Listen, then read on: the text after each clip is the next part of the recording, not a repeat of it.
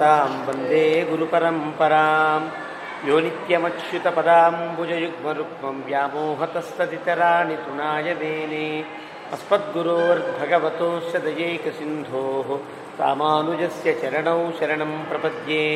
मातापिता युवतयस्तनया विभूतिः सर्वं यदेव नियमेन वदन्वयानाम् आद्यस्य नः कुलपतेर्वकुलाभिरामं श्रीमत्तदङ्घ्रियुगलं प्रणमामि मूर्ध्ना। भूतं करश्च महदाप्यजभक्तनाथ श्रीभक्तिसारकुलशेखरयोगिवाहान् भक्ताङ्घ्रिरेणुपरकालयतीन्द्रमिश्रान् श्रीमत्पराङ्कुशमुनिं प्रणतोऽस्मि नित्यम्। पितामहस्यापि पितामहाय प्राचेतसादेशफलप्रदाय श्रीभाष्यकारोत्तमदेशिकाय श्रीशैलपूर्णाय नमो नमस्तात्। आचार्यानस्पदीयानपि परमगुरून् सर्वमाचार्यवर्गं श्रीमद्रामानुजाख्यं मुनिमखिलजनोद्धारणायावतीर्णं पूर्णार्यं यामुनेयं मुनिवरमदतौ रामराजीवनेत्रौ वन्दे नाथं मुनीन्द्रं वकुलधर चवूनाथलक्ष्मीमुकुन्दान्। अस्मद्गुरुभ्यो नमः। शुक्लाम्बरधरं विष्णुं शशिवर्णं चतुर्भुजं प्रसन्नवदनं ध्यायेत् सर्वविघ्नोपशान्तये। यस्यद्विरदवक्त्राद्याः पानिषद्याः परश्शतं विघ्नं निघ्नन्ति सततं विश्वक्सेनं तमाश्रये। ज्ञानानन्दमयं देवं निर्मलस्फटिकाकृतिम् आधारं सर्वविद्यानां हयग्रीवमुपास्महे। अभङ्गुरकलादान स्थूललक्षत्वमीयुषे तुङ्गाय वहसे तस्मै तुरङ्गाय मुखे नमः।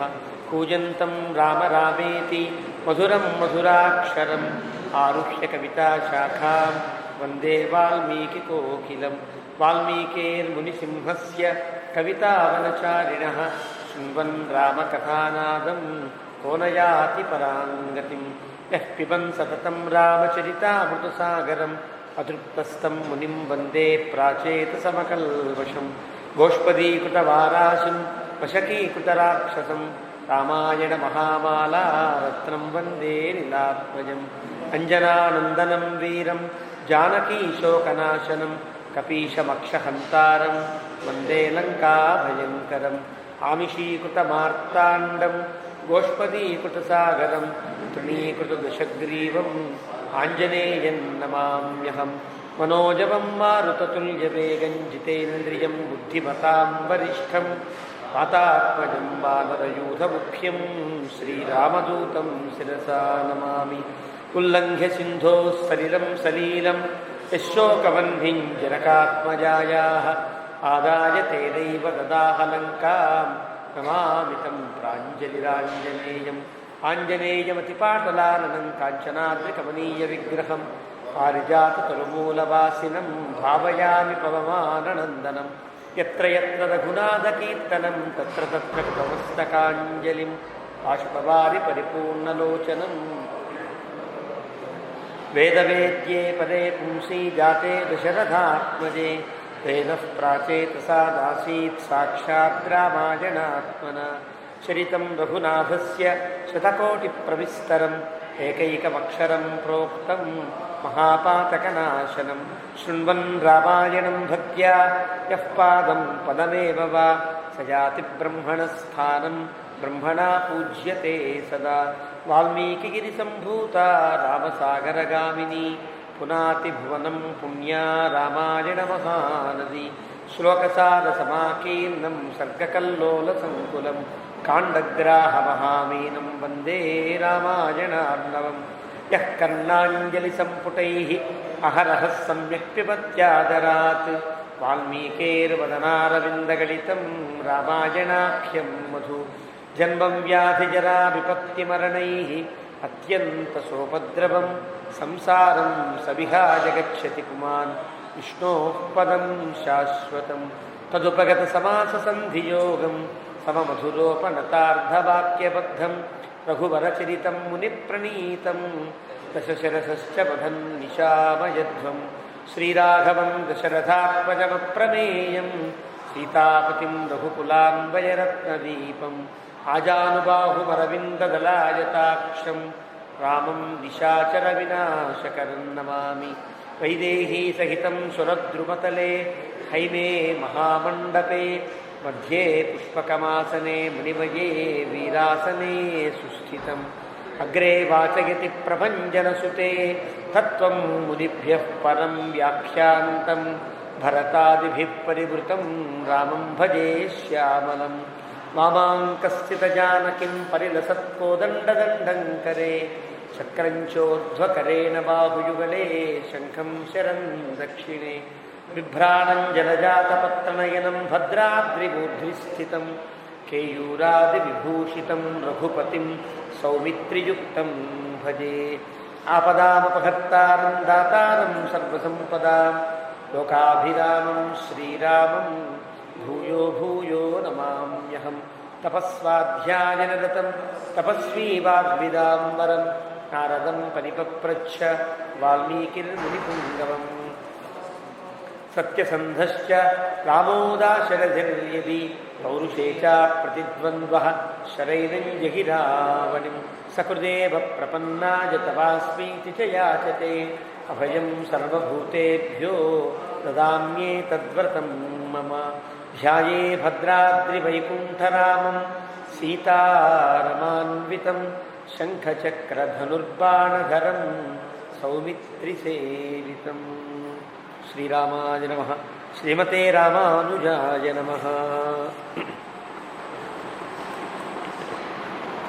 భగవద్బంధువులారా,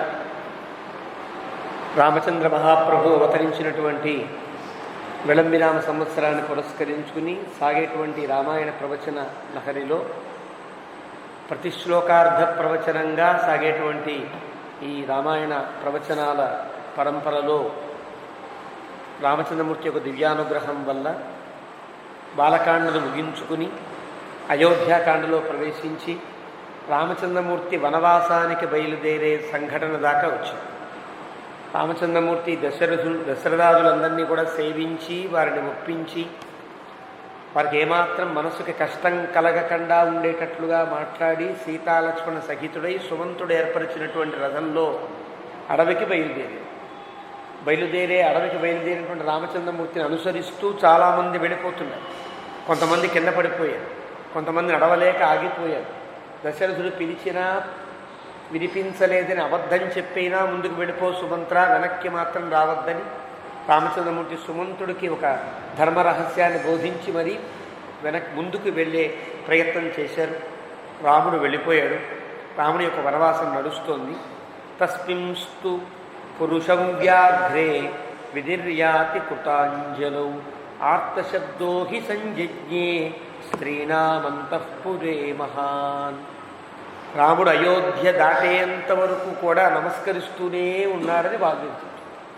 అక్కడ అంజలి విప్పకుండా ఇలా నమస్కరిస్తూ అందరికీ నమస్కరిస్తూ వెళ్ళిపోతున్నట్లుగానే వినిర్యాతి కృతాంజలౌ అని 41వ సర్గ ప్రారంభంలో కృతాంజలి రామ అంటే అయోధ్య దాటేంత వరకు రాముడు కృతాంజలిబద్ధుడయ్యే ఉన్నాడు, అంజలిబద్ధుడయ్యే ఉన్నాడు అని చెప్పాడు.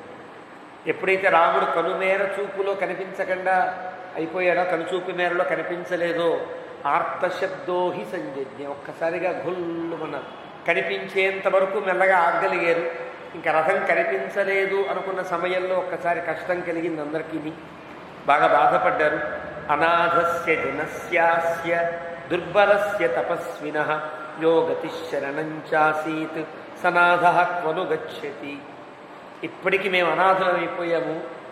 ఇప్పటిదాకా రాముడు ఉన్నాడని దశరథుడు ఉన్నాడని అనుకుంటూ మాకు కూడా రక్షకులు ఉన్నారనుకున్నాం. 2 రక్షకులు ఇప్పుడు లేరు, మేము అనాథలం అయిపోయాం. ఎలా? రాముడైతే లేడు కానీ దశరథుడు ఉన్నాడు కదా. దశరథుడు ఉండి లేనివాడయ్యాడు, రాముడు లేక లేనివాడయ్యాడు. ఇద్దరి వల్ల లేని వాళ్ళపై మేము అనాథలంగా పడి ఉన్నాము అంటూ అరుస్తున్నారు వీళ్ళంతా కూడా. అలాంటి మా అందరికీ గతి అయినటువంటి నాథుడు రామచంద్రమూర్తి ఎందుకు వెళ్ళిపోతున్నాడో కదా, ఎక్కడికి వెళ్ళిపోతున్నాడో కదా. అడ్రస్ ఏమి ఉండదు కదా. వనవాసం అంటే ఇక్కడికి వెళ్ళాలి, ఇక్కడే ఉండాలని నియమం లేదు. ఎక్కడికి వెళతాడో తెలియదు కాబట్టి క్వను గచ్చతి రాఘవ, ఎక్కడికి వెళతాడో తెలియదు అనుకుంటున్నారు. న క్రుధ్యతి అభిషప్తోపి క్రోధనీయాని వర్జయన్ క్రుద్ధాన్ ప్రసాదయన్ సర్వాన్ సమదుఃఖ క్వగచ్చతి. ఒకవేళ మేము సరదాగా కొంచెం కోప్పడినా, సరదాగా ఏదన్నా ఒక పరుషంగా మాట్లాడినా కూడా న క్రుధ్యతి, ఎప్పుడు కోపగించుకోడే అలాంటి వాడు కదా. క్రోధనీయాని వర్జయన్, ఎక్కడెక్కడైతే కోపం కలగవలసిన సందర్భం ఉంటుందో అలాంటి సందర్భాల్లో కూడా కోపం లేకుండా చెప్పేటట్టే ఉంటాడు తప్ప కోపంతో చెప్పాలనుకోడే అలాంటి వాడు రాముడు. క్రుద్ధాన్ ప్రసాదయన్, మేము తిట్టినా కోప్పడడు, కోపం వచ్చినా కోపంతో మాట్లాడు. ఎవరన్నా కోపంతో ఉంటే వాడిని కోపం లేకుండా చల్లారుస్తాడు. ఈ 3 గుణములు ఉన్నాయని ఈ శ్లోకంలో చెప్తారు. న క్రుధ్యతి, క్రోధనీయాన్ని వర్జయతి, క్రుద్ధాన్ ప్రసాదయతి. అంటే కోపం తెచ్చుకోడు, కోపం వచ్చిన సందర్భంలో కూడా కోపంలా ప్రవర్తించడు. ఎవరన్నా కోపంగా ఉంటే ఎందుకయ్యా కోపంగా ఉంటారు? కోపంగా ఉంటే ఎవరికి అనర్థం? ఎవరికి కోపం వస్తుందో వాడికే అనర్థం. వైజ్ఞానికంగా చూసినా అదే అనర్థం, పారమార్థికంగా చూసినా అదే అనర్థం కదా. కోపగించినప్పుడు కొన్ని వందల తెల్ల కణాలని నశించిపోతాయని కదా డాక్టర్స్ చెప్తారు. మనలో ఉండే ఒక ఎలాంటి పరిస్థితినైనా ఎదుర్కొనేటువంటి గుణములు కొన్ని ఉంటాయి. దాన్ని ఏమంటారంటే కణములు తేడా ఉంటుంది. అంటే ఎలాంటి కష్టాన్నైనా బాధనైనా తట్టుకొని ఉండేటట్టు కొన్ని మన దగ్గర కొన్ని కణములు ఉంటాయి. ఆ కణములను నశించిపోతాయని మన వైజ్ఞానికులు చెప్తారు. అంటే కోపం వస్తే తన కోపమే తన శత్రువు అనే నానుడికి అర్థం అదే. ఆరోగ్యంగా దెబ్బతింటాడు. ఆ కోపంలో ఏం చేస్తాడో తెలియదు కదా.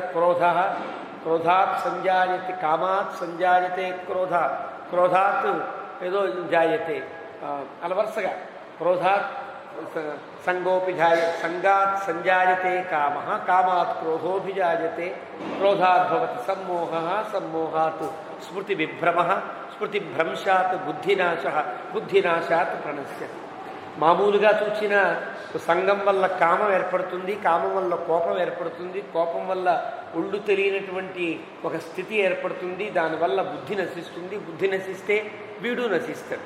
పారమార్థికంగా చూచినా కోపం వల్ల నష్టమే, శారీరకంగా ఆరోగ్యపరంగా చూచినా కోపం వల్ల నష్టమే కదా. అలాంటి కోపం ఎవరికి వచ్చినా ఆ కోపాన్ని తగ్గించేటట్లుగా రాముడు ఉంటాడే, అలాంటి వాడు కదా.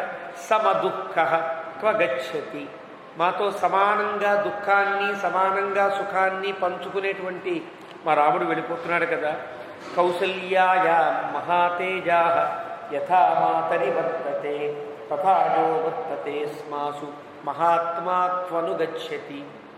ఎలాగైతే తల్లి యందు ఎలాంటి ప్రేమను చూపిస్తాడో రాముడు, అలా మా యందు కూడా అదే ప్రవర్తనతో ఉంటాడు తప్ప ఎప్పుడు కూడా ఏదో కొత్త చూపు కానీ కొత్త మాట కానీ లేదు కదా. తల్లితో ఎలా ఉంటాడు, తల్లితో ఎలా ప్రవర్తిస్తాడో అదే ప్రవర్తన మా యందు కూడా ఉంటుంది. అలాంటి మహాత్ముడు వెళ్ళిపోతున్నాడు రాముడు. కైకేయ్యా క్లిశ్యమానేన రాజ్ఞా సంచోదితో వనం పరిత్రాత జనస్యాస్య జగతః గచ్చతి. మా అందరికీ నాథుడైనటువంటి రాముడు, పరిత్రాత అంటే రక్షకుడైన రాముడు కైకేయి ఇబ్బంది పెడితే, కైకేయి మనస్సు కష్టపెడితే దశరథుడు పంపిస్తే వెళ్ళిపోతున్నాడా? అంటే వాళ్ళిద్దరి ఇష్టమేనా? మాతో నిమిత్తం లేదా?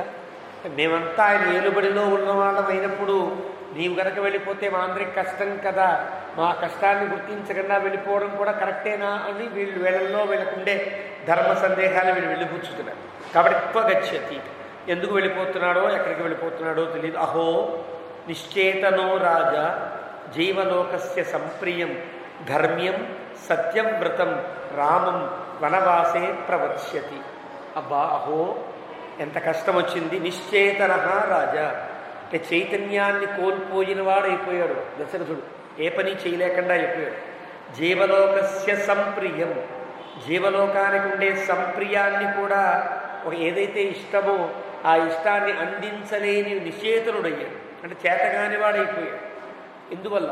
ధర్మ్యం సత్యవ్రతం, ఒక ధర్మానికి కట్టుబడి సత్యవ్రత దీక్షతో రాముని వనవాసానికి పంపించడానికి కూడా సిద్ధపడ్డాడు. ఇది సర్వాః మహిష్యస్తాః వివత్సా యవధేనవః రుదుశ్చైవ దుఃఖార్తా సస్వరంచ విచుకృషు. ఇలా అనేవాళ్ళు ఎవరు? దశరథుని యొక్క భార్యలు. మిగతా భార్యలంతా ఇలా అనుకుంటున్నారు. కౌసల్యందు ఎంత ప్రేమో రాముడికి మాయందు అంతే ప్రేమే. కౌసల్యందు ఎలాంటి ప్రవర్తనమో మాయందు అదే ప్రవర్తన. అలాంటి రాముడు వెళ్ళిపోతున్నాడు అంటూ వీళ్ళంతా కూడా దూడను కోల్పోయిన ఆవుల వలె విచుకృషు గొల్లు గొల్లుమంటూ ఏడ్చారు. ఇది సర్వాహ సతమంతఃపురే ఘోరం ఆర్తశబ్దం మహీపతి పుత్రశోకాభిసంతప్త శ్రుత్వా చాసీత్ సుదుఃఖిత. వీళ్ళంతఃపురంలో ఉన్నారు. దశరథుడు మెట్లు దిగి కొంత దూరం నడిచి వచ్చాడు కదా, మళ్ళీ అంతఃపురం వైపు వెళ్ళే సమయానికల్లా వీళ్ళందరి గోళ విన్నాడు, వీళ్ళందరి ఏడుపులు విన్నాడు. కష్టం కలిగి నాగ్నిహోత్రాణి అహూయంత నాపచన్ గృహమేధిన అకుర్వన్న ప్రజాకార్యం సూర్యశ్చ అంతరధీయత. ఒకసారి సూర్యుడు అస్తమించినట్టు అయిపోయి, అంటే సాయంకాలపు వేళ అయిపోతుంది. సూర్యుడు కిందకి దిగిపోతున్నాడు. సూర్యుని యొక్క కాంతి తగ్గిపోయి, ఎవరు సూర్యుని యొక్క కాంతి తగ్గుతున్నప్పుడు సాయంకాలపు హోమాదులు ఉంటాయి. బ్రాహ్మణోత్తములంతా కూడా సాయంకాలం వాళ్ళు చేసిన హోమాలు ఉంటాయి. బ్రహ్మచారులంతా బ్రహ్మయజ్ఞమో అగ్నికార్యమో చేస్తారు. ఇవన్నీ అగ్నికార్యం చేస్తారు కదా, అగ్నికార్యాలకి హోమాలు వెలిగించారు. చూస్తే దశరథునికి ఆ వీధిలో కానీ ఆ ప్రాంతంలో ఎవరు అగ్నిహోత్రాన్ని వెలిగించరా. అంటే ఏ విప్రోత్తముడు కూడా నిత్యకర్మానుష్ఠానానికి దూరమైనా పర్వాలేదనే బాధలోనే ఉన్నారు తప్ప ఎవ్వరూ అగ్నిహోత్రాన్ని వెలిగించరా. ఎక్కడ అగ్నిహోత్రం కనిపించట్లేదని సూర్యుడు అస్తమించేటట్టుగా అయిపోయాడు. నా కురువన్న ప్రజాకార్యం, అటు తిరిగేవాడు ఇటు తిరిగేవాడు, ఏదో కొట్టుకు వెళ్ళేవాడు, సామాన్లు కొనుక్కునేవాడు, గుర్రాలు కాచేవాడు, ఎవరు ఉంటారు. ఎవ్వరూ కూడా తిరగట్ల. ఎక్కడ ఉన్నవాళ్ళు అక్కడ బొమ్మల్లా కూర్చుండిపోయి ఏడుస్తున్నారు తప్ప ఎవరి పని సాగత. అకుర్వన్ న ప్రజా కార్యం, వాళ్ళ పనులు వాళ్ళు చేసుకోవట్లేదు. వెసృజన్ కబళాన్నాగా గావో వత్సాన్నపానయన్ అన్నపాయయన్ పుత్రం ప్రథమజల్లబ్ధ్వా జననీ చాభ్యనందత. అన్నం పెడుతూ ఉంటే, ఆహారం పెడుతూ ఉంటే ఏనుగులు మొహం తిప్పేసి తొండంతో ఆహారాన్ని కొట్టేస్తున్నాయి. ఆహారం తిండదు. ఏనుగులకు కూడా అన్నం సహించట్ల. గావో వత్సాన్ నపాయయన్, దూడ వచ్చి పాలు తాగడానికి వస్తే దూడలకి ఏం తెలియదు కదా రాముడి సంగతి, కానీ ఆవులకు తెలుసు కదా. దూడ వచ్చి పాలు తాగుతుంటే కాళ్ళతో కొట్టేస్తుంది, ఇంక పాలు తాగద్దు పో అన్నట్టుగా. అంటే తమ పిల్లల్ని కూడా దూరం పెట్టేంతగా ఆవులు పశువులు కూడా ఉంటున్నాయి అని వాల్మీకి చెబుతూ, పుత్రం ప్రథమజల్ లబ్ధ్వా జననీనాభ్యనందత. అదే సమయంలో ఒక ఇంట్లో ఒక తల్లి ప్రసవిస్తే మగపిల్లవాడు పుట్టాడు. సాధారణంగా ప్రసవించినప్పుడు మగపిల్లవాడు పుడితే ప్రథమ సంతానంగా అది గొప్పగా భావిస్తారు. అది ధర్మ్యం అంటారు, ధర్మ సంబంధమైనటువంటి సంతానం. అదే ఆడపిల్ల పుడితే ఇంటికి సౌభాగ్యాన్ని కలిగించే మహాలక్ష్మి అనుకుంటారు, వేరే విషయం. కానీ ధర్మము మగపిల్లవాడు పుట్టాడు, జ్యేష్ఠుడు కలగాలి కదా. అలాంటి ఒక తల్లికి ప్రథమం పుత్రం, అప్పుడే జ్యేష్ఠ సంతానం కలిగింది. ఆ పక్కవాడంతా అబ్బాయి ఎంత అదృష్టవంతురాలువే, నీకు మగపిల్లాడు పుట్టాడు అని చెప్తే, చీ నాకు ఈ పిల్లాడు అక్కర్లా, వీడి పుట్టిన వేళ విశేషం వల్ల కదా రాముడు వెళ్ళిపోయాడు అంటున్నారు.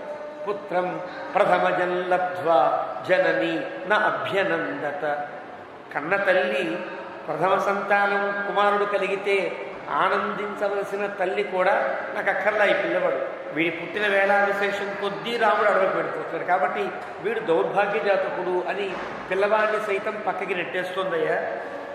త్రిశంకు లోహితాంగశ్చ బృహస్పతి బుధావపి దారుణా సోమమభ్యేత్య గ్రహా సర్వే వ్యవస్థితా.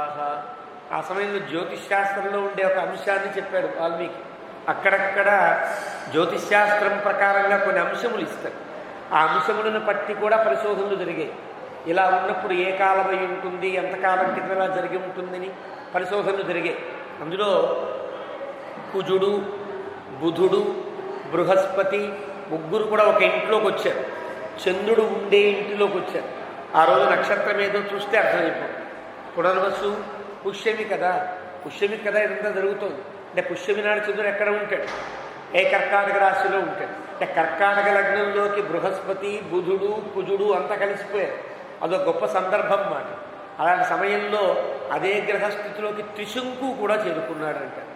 త్రిశంకుని ఎందుకు తీసుకొచ్చాడో తెలియదు కానీ వాల్మీకి త్రిశంకు కూడా ఆ సమయంలో ఆ ఇంట్లో ఆ రాశిలో ప్రకాశిస్తాడు. అతను ఖగోళంలో కదా ఉంటాడు.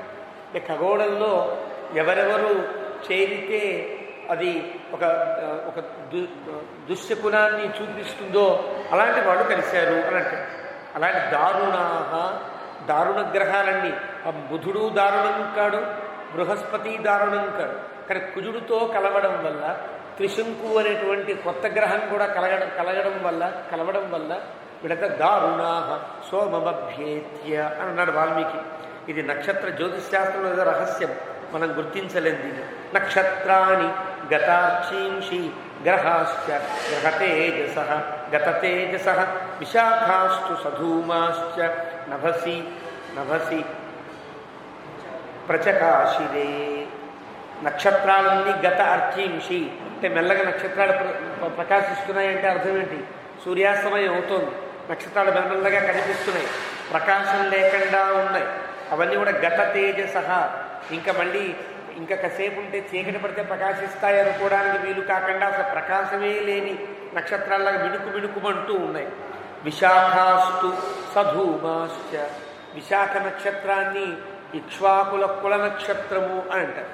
ఇక్ష్వాకు వంశానికి విశాఖ నక్షత్రం ప్రధానమైన నక్షత్రం అన్నమాట. అది ఎందుకు అంటే విశాఖ సూర్యవంశపు రాజులు ప్రారంభించిన మొదటి రాజు నక్షత్రం కావచ్చు. ఇక్కడ విశాఖని ఇక్ష్వాకు కుల నక్షత్రం అని అంటారు. అలాంటి ఇక్ష్వాకు కుల నక్షత్రమైన విశాఖ పొగబట్టినట్లుగా కనిపిస్తోంది ఆకాశంలో. అంటే ఏదో ఒక దుశ్శకునాన్ని సూచన చేస్తోంది. అలాంటి స్థితిలో ఉన్నది. కాళికానిల వేగేన మహోదధిరివోత్థిత రామే వనం ప్రవ్రజితే నగరం ప్రచచాలతత్. కాళికానిల వేగేన. కాళిక అంటే కాలము కాని కాలమునందు ఏర్పడినటువంటి అనిల వేగేన అంటే ఏదో ప్రళయం కాలంలోనే వచ్చే గాలి ఒకటి ఉంటుంది.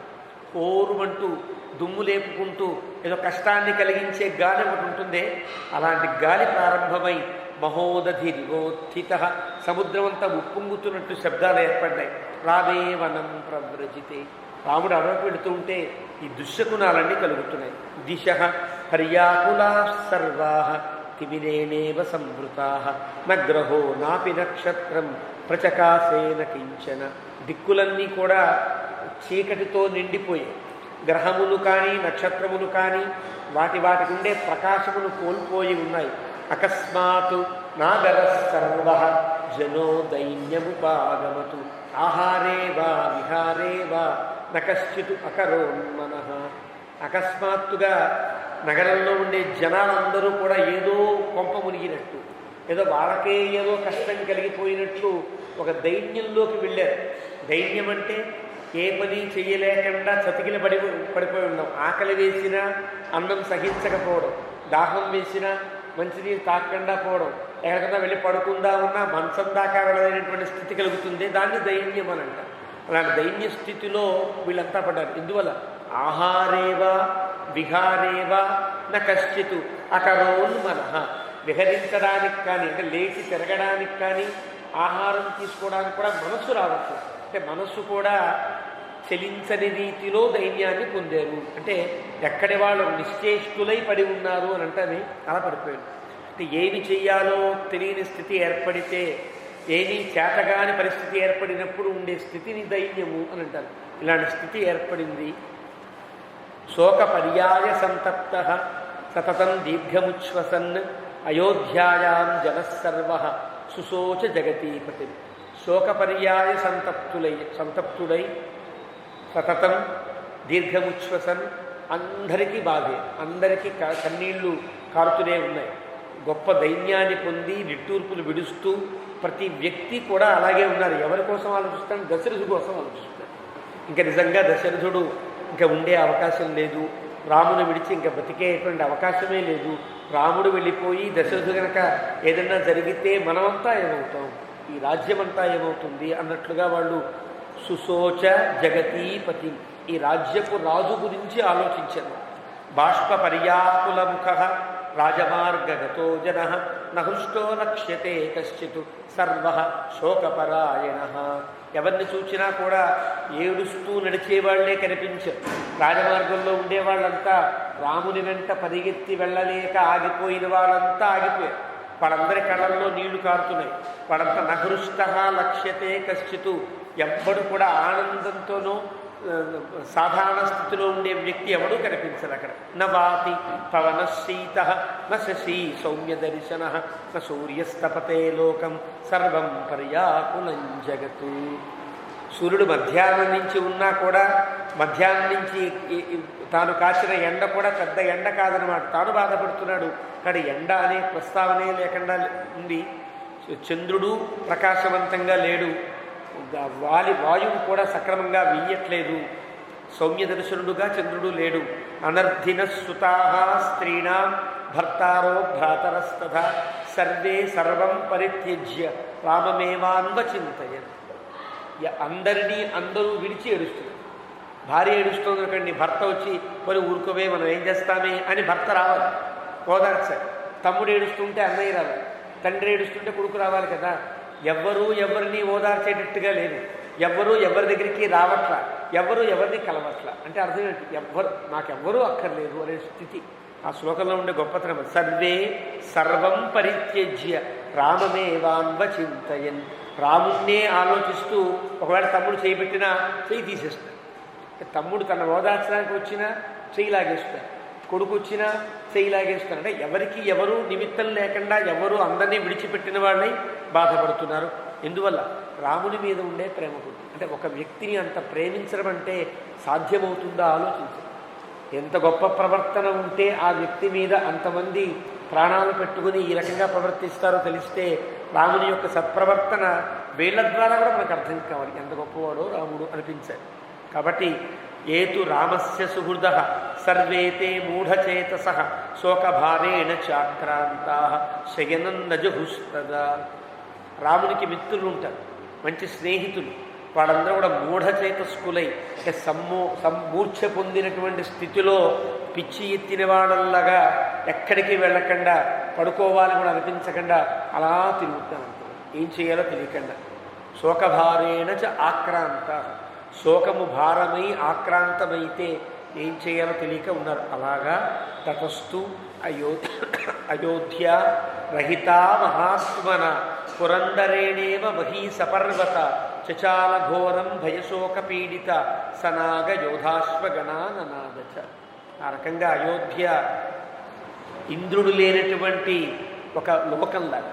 ఇంద్రుడే కనుక పరిపాలకుడు లేకపోతే లోకం ఎట్లాగా నశించిపోతుందో ఆ రకంగా భూమి పర్వతములు అన్నీ కూడా, ఏనుగులు యోధులు అశ్వగణములు ఇవన్నీ కూడా ఏడుస్తూనే గడిపేశాయి. అందరి అక్కడ అంటే ఏనుగుల ఘీంకారాలు వినిపిస్తూనే ఉన్నాయి ఏడుస్తూ, గుర్రముల సకిరింపులు వినిపిస్తున్నాయి, భటులంతా బాధపడుతున్నారు, జనమంతా ఏడుస్తున్నారు. అలాంటి అయోధ్య నిస్తేజస్కంగా ఉన్నది అంటూ.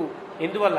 మహాత్మనారహిత, మహాత్ముడైన రాముడు లేకపోవడం వల్ల అయోధ్యంతా ఏడుస్తుంది అంటూ 41వ సర్గ ముగించాడు వాల్మీకి. 42వ సర్గ. యావత్తు నిర్యతస్తస్య రజోరూపమదృశ్యత నైవ ఇక్ష్వాకువరః తావతు సంజహార ఆత్మచక్షుషి. దశరథుడి దగ్గరికి వస్తే కనుక ఇప్పుడేమో ప్రజల దగ్గర గమనించాం. ఎప్పుడైనా ఒక చిత్రం చూస్తుంటే ఒక దగ్గర కెమెరా పెడితే అక్కడ ఉండే ఘటనలు తెలుస్తాయి. అక్కడి నుంచి మళ్ళీ అసలు దగ్గరికి వచ్చేటప్పటికి ఇక్కడ ఎలా ఉంది పరిస్థితి అని చూస్తామే. అది జనాల పరిస్థితి అయితే దశరథుని యొక్క పరిస్థితి అలా చూస్తూ మార్గం వైపు చూస్తున్నాడు. రాముడు వెళ్ళిన మార్గం వైపే చూస్తున్నాడు. రాముడి యొక్క రథము మెలికలు తిరుగుతూ వెడితే చిన్నగా కనిపించేంత వరకు రథం కనిపించింది. తర్వాత రజో రూపం అదృశ్యత, పెద్ద దుమ్ము లేచి దుమ్ము మాత్రమే కనిపిస్తుంది. రథం పెడితే దుమ్ము వస్తుంది కదా, అలా దుమ్ము మాత్రమే కనిపిస్తుంది. ఆ దుమ్మును చూస్తూ నైవ ఇక్ష్వాకువరః, ఆ దుమ్ములో నుంచి కళ్ళు వెనక్కి తిప్పుకోలేనటువంటి స్థితిలో సంజహార ఆత్మచక్షుషి, ఆత్మ చక్షుషి రెండు, మనస్సు చక్షుషి రెండు కూడా ఇంకా దుమ్ము తప్ప ఇంకేం కనిపించట్లేదు అనుకున్నప్పుడు మళ్ళీ తిప్పే ప్రయత్నం చేశాడు దశరథ మహారాజు. యావద్రాజా ప్రియం పుత్రం పశ్యతి అత్యంత ధార్మికం తావత్ వ్యవర్ధతే వాస్య ధరణ్యాం పుత్రదర్శనే. ఎప్పటిదాకా రామచంద్రమూర్తినే చూస్తూ దశరథుడు గడిపాడో, నేను రాముడిని చూస్తూ గడపలేనని తెలిసిందో, ఆ సమయం కల్లా దశరథుల్లో ఉండే మార్పు నాకు కళ్ళు లేవు, మనస్సు లేదు అనే అభిప్రాయంలో, అంటే కళ్ళు చూస్తున్నా ఏమీ కనిపించని స్థితి, మనస్సు ఏదైనా ఆలోచిస్తుందా అంటే ఆలోచనే లేని ఆలోచన రహిత స్థితిని పొందాడు మన దశరథ మహారాజు. నపశ్యతి రజోప్యస్య యదా రామస్య భూమిపః తదార్తశ్చ విషణ్ణశ్చ పపాత ధరణీతలే. అప్పటిదాకా దుమ్మైనా కనిపించి ఇంకా దుమ్ము కూడా కనిపించట్లా దశరథుడికి. అంటే కనులు దెబ్బతిన్నాయి అని వాల్మీకి తర్వాత చెప్తాడు. దశరథుడికి కంటి చూపు పూర్తిగా పోయి, అంటే గుడ్డివాడైపోతాడు. గుడ్డివాడయ్యాడని చెప్పడు, దశరథుని యొక్క మాటల్లో మనకు అర్థమవుతుంది. అప్పటిదాకా కనిపించిన దుమ్ము కూడా దశరథుడికి కనిపించలేదు. దుమ్ము కనిపించకపోతే రోడ్డు కనిపించాలి కదా, ఏమీ కనిపించదు. అంటే కంటి చూపు కోల్పోయాడు. ఎలాగా? తస్య దక్షిణ మన్వాగాతు కౌసల్యా బాహుమంగన. ఎప్పటిదాకైతే కంటి చూపు మందగించి కంటి చూపు కోల్పోయాడో, తనకి కంటి చూపు కోల్పోయిందని తెలియదు. ఏదో బాధలో ఉన్నాను కాబట్టి ఇలా ఉన్నానేమో అనుకుంటాడు. కానీ గుడ్డివాడైపోయాడు, అంధుడైపోయాడు. కాబట్టి నడకలో తేడా వచ్చి పడిపోతాడేమో అని కౌసల్య కుడివైపుకి వచ్చి ఆ భుజాన్ని పట్టుకుని నించుంది. అంటే ఈయన పడిపోయేటట్టుగా ఉన్నాడని గుర్తించింది. అంటే మార్గం కనిపించకపోవడం వల్ల నడక సాగే అవకాశం లేదు దశరథుడికి. వామం చ అస్య అన్వగాత్ పార్శ్వం కైకేయీ భరత ప్రియ. కౌసల్య అయితే గబగబా వచ్చి కుడి చేతి పట్టుకుని భుజం మీద తన చేయి వేయించుకుంది. కానీ కైకేయి అక్కడ దాకా వచ్చి ముట్టుకోవచ్చా ముట్టుకోకూడదా అని ఆగిపోయి. అప్పటిదాకా కైకేయితోనే కదా ఇష్టంగా ఉండేవాడు దశరథుడు, కైకేయి వెంటపడి ఉండేవాడు కదా. ఇప్పుడు కైకేయి పక్కకు వచ్చి ఆగిపోయింది అంతే. ముట్టుకోవడానికి వీలు, ముట్టుకుంటే ఏమంటాడో తెలీదు, ముట్టుకోవచ్చా ముట్టుకోకూడదా అని ఒక పరాయి స్త్రీ ఉన్నట్టు అయిపోయింది. అంటే మానసిక భావన అట్లా ఏర్పడింది ఆవిడ. కాబట్టి అలా దూరంగా ఉండిపోయింది. అది వాల్మీకి చెప్తున్నాడు. ఏ చత్వా మనుజీవంతి నాహంతేషాం నతే మమ కేవలార్థ పరాం హిత్వా త్యక్తధర్మాన్ త్యజామ్యహం. కైకేయీ మాన్నయేన చ సంపన్నః ధర్మేణ వినయేన చ ఉవాచ రాజా కైకేయీం సమీక్ష వ్యధితేంద్రియః. ఎవరు చెప్పారు? కైకేయి ముట్టుకోవచ్చు కదా, ఆ చెయ్యి పట్టుకుని తన మీద వేసుకోవచ్చు కదా అంటే కైకేయి ముట్టుకునే సాహసం చెయ్యలేదు. కారణం దశరథుని యొక్క మాటల్లో తాన్నయేన సంపన్న, నీతి తెలిసినవాడు కావడం చేత దశరథుడు ధర్మేణ వినయేన చ ధర్మబద్ధంగా, అంటే మానసికంగా ఒక ధర్మాన్ని తను పాటిస్తూ ధర్మబద్ధంగా, వినయేన చ చాలా వినయపూర్వకంగా చెప్తున్నాడు కైకేయితో. వ్యధితేంద్రియ, మనస్సు చాలా కష్టపడి కైకేయితో అంటున్నాడు. కైకేయి గట్టిగా చెప్పట్లా, కోపంగానూ చెప్పట్లా. కైకేయి మా మమాంగాని స్ప్రాక్షీ త్వం దుష్టచారిణి. కైకేయి ఏం కనిపించట్లా. కౌసల్య యొక్క స్పరిశ తనకు తెలిసింది. ఎలా తెలిసిందండి అంటాడు వ్యాఖ్యాతంలో. కౌసల్య ముట్టుకుందని దశరథుడికి కళ్ళు కనకపోతే ముట్టుకున్నది కౌసల్యే ఎందుకు అనుకోవాలి, కైకేయి అనుకోవచ్చు కదా అంటే, ఇప్పటిదాకా చాలా కాలం క్రితం దాకా కౌసల్యని తాను స్పృశించినది లేదు. కానీ రాముడిని స్పృశించిన స్పరిశ తనకి తెలుసు. రాముడిని ముట్టుకున్నప్పుడు ఏ రకమైన అనుభూతి కలుగుతుందో తెలుసు కదా. మళ్ళీ ఆ అనుభూతి కలిగింది కౌసల్య ముట్టుకోగానే కనిపిస్తే రాముడు వెళ్ళిపోయాడు. కానీ రాముని యొక్క అనుభూతి కలిగింది అంటే కౌసల్య నన్ను పట్టుకుంది అనుకున్నాడు అని చెప్పారు వ్యాఖ్యాతం. మరి పక్కన ఎవరో ఉన్నారనే తెలిసింది. ఇంకా ఎవరు వస్తారు? తన పక్కకి ధైర్యంగా రాగలిగిన వాళ్ళు ఎవరు? కౌసల్య ఎప్పుడైతే భర్త పక్కనకి వచ్చిందో, కౌసల్యను తోసి కైకేయి వచ్చే అలవాటు ఉన్న కైకేయి కదా వస్తుంది. ఇదివరకైతే తన ముందుకు వచ్చి కౌసల్యని దగ్గరికి రానిచ్చేది కాదు. కానీ ఇప్పుడు కౌసల్య ముట్టుకుందని స్పర్శ ద్వారా గుర్తించాడు దశరథుడు. పక్కకి ధైర్యంగా వచ్చి నిలబడి ఉండగలిగినటువంటి స్థితి కైకేయికే ఉంటుందని ఊహించిన వాడై, కనిపించలేదట, ఊహించిన వాడై కైకేయి ఎడం పక్కకి తిరిగి అంటున్నాడు, కైకేయి నువ్వు నా నా నా నా ఇంద్రియములను దేన్ని ముట్టుకోవడానికి వీలేదు. వేలు ముట్టుకుంటా, చెయ్యి ముట్టుకుంటా, భుజం మీద వేస్తా, నన్ను ముట్టుకోవడానికే వీలేదు. ఎందువల్ల? స్ప్రాక్షీ త్వం దుష్టచారిణి, నువ్వు దుర్మార్గురాలవయ్యావు. నేను ముట్టుకోకూడదు ఇంకా. నహిత్వాన్ ద్రష్టుమిచ్చామి అంటే పక్కకి తిరగల. ఒకవేళ తిరిగితే చూడొచ్చు, కనిపించచ్చు కదా అంటే కళ్ళు కనిపించట్లా, ఇంకా నాకు కనిపిస్తున్నాయేమో అనుకుంటున్నాడు. నిన్ను చూడ్డానికి కూడా ఇష్టపడడం లేదు కైకేయి అని అంటే ఆ వైపు కళ్ళు కూడా తిప్పలేదన్నమాట. నా భార్య నచ బాంధవి, నువ్వు నాకు ఇప్పటి నుంచి భార్యవు కావు, నీకు నాకు బంధుత్వం కూడా లేదు అని చెప్పి, ఏ చత్వామను జీవంతి, నీతోనే కాదు నీతో కలిసి నిన్నంటే ఇష్టపడే వాళ్ళతో కూడా నాకు ఏ సంబంధం ఉంది. మా కైకేయమ్మ గారండి తిరుగుతా కొంతమంది ఉంటారు కదా, వాళ్ళు కూడా నాకు దూరులే, వాళ్ళు కూడా దుష్టులే, వాళ్ళు కూడా నాకు బంధువులు కారు, వాళ్ళు ఎవరైనా కావచ్చు కాక. అంటే అర్థం నువ్వు, నీ అన్నయ్య గారు, మీ తాతగారు, మీ నాన్నగారు ఎవరున్నా సరే వీళ్ళెవ్వరూ నాకు బంధువులు కారు, నీ వైపు వాళ్ళెవ్వరూ నాకు బంధువులు కానే కారు. నాహంతేషాం నతే మమ, నేను వాళ్ళకి కాదు వాళ్ళకి నాకు లేరు వాళ్ళు. అంటే ఒక్కసారిగా ఒక వ్యక్తిని ప్రేమిస్తే వాళ్ళందరినీ ప్రేమించగలిగితే ఈ ప్రేమ ఉన్నట్టు లెక్క. శ్రీవచన భూషణంలో చెబుతారు పిల్లలోకాచార్య స్వామి, భగవంతుడిని నువ్వు ప్రేమించావా అంటే ప్రేమిస్తున్నానండి. భాగవతోత్తముని ప్రేమించగలుగుతున్నావా? వాళ్ళెందుకండి, భగవంతుడిని ప్రేమించా కదా, వీళ్ళని కూడా ఇష్టపడాలా, అందరినీ విడిచిపెట్టాలి కదా. ఏం చెప్పారు, వీడు మిన్ ముత్తమం వీడు செய்து ఉమ్ముయరు వీడుడై యానిడై వీడు చెయ్యే కదా నమ్మాళ్ళ వారు చెప్పారు. వీడు మిన్ ముత్తమం వీడు செய்து, అందరినీ విడిచిపెట్టాయి అన్నారు కదా నమ్మాళ్ళ వారు. అందరినీ విడిచిపెట్టాలంటే భాగవతత్వం విడిచిపెట్టినట్టే కదా. అందరినీ విడిచిపెట్టమంటే భార్య, పిల్లలు, బంధువులు, దేహబంధువులు, మిత్రులు వీళ్ళనేనా భాగవతత్వం విడిచిపెట్టినట్టే కదా. కాదురా, భగవంతుణ్ణి బాగా ఇష్టపడేవాళ్ళు ఉంటారు, భగవంతుడంటే ఇష్టపడేవాళ్ళు, భగవంతుని చేత ఇష్టాన్ని పొందిన వాళ్ళు ఉంటారే, వాళ్ళని విడిచిపెడితే నువ్వు భగవంతుడిని ప్రేమించినట్టు కాదు. భగవంతుని ప్రేమ ఎట్లా సాగుతుంది? ఒక వ్యక్తిని ఇష్టపడ్డామంటే ఆ వ్యక్తి యొక్క పరివారం మొత్తాన్ని కూడా ఇష్టపడగలిగితే ఈ వ్యక్తి మీద ఇష్టం ఉన్నట్టు లెక్క. ఒక వ్యక్తిని ద్వేషిస్తే ఆ పరివారాన్ని మొత్తాన్ని ద్వేషించగలిగితే అది ద్వేషమని లెక్క. ఇది పిల్లలోకాచార్య స్వామి చెప్తారు. అంటే ద్వేషం అంటే ఎట్లా, ప్రియం అంటే ఎట్లా. ప్రేమ అంటే ఒక వ్యక్తి మీద సాగదు.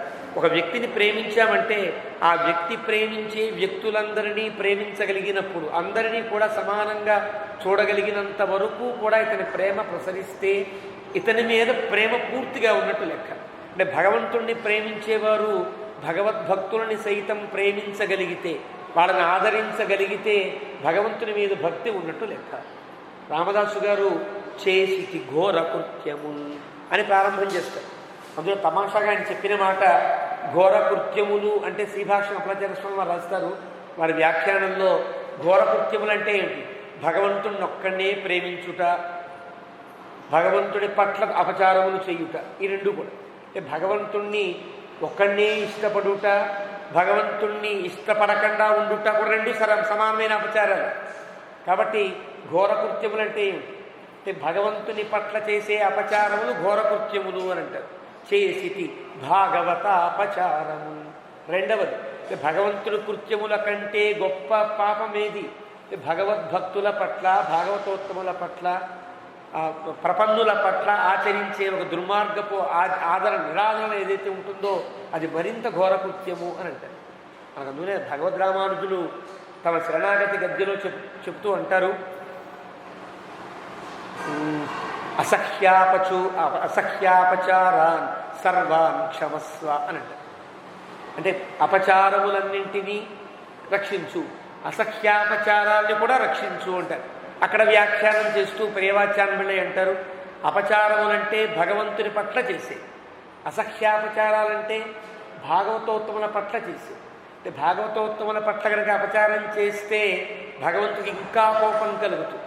కాబట్టి రాక్షసులందరిలో ఎవరో తెలిసిన గొప్ప రాక్షసుడు హిరణ్యకశిపుడు అంటారు. రావణాసురుడు వీళ్ళకంటే గొప్ప రాక్షసుడు హిరణ్యకశిపుడు. ఎందువలంటే భగవంతుడు చాలా ఇష్టపడే ప్రహ్లాదుడిని హింసించాడు, బాగా హింసించాడు. కాబట్టి పెద్ద రాక్షసుడు అని పేరు పెడతారు వ్యాఖ్యానంలో. రాక్షసులందరిలో పెద్ద రాక్షసుడు అంటే హిరణ్యకశిపుడు అని లెక్క. అది పారిభాషిక పదం సంప్రదాయంలో. పెద్ద రాక్షసుడు అంటారు. అంటే భాగవతోత్తముల పట్ల పనికిరాదు, దాని అసఖ్య అపచారం అంటారు. ఎవరికి అసఖ్యం? భగవంతుడికి అసఖ్యం. అసఖ్యం అంటే అర్థమేంటి? సహింపరాకుండా ఉండేంత కోపం తెచ్చే సందర్భం.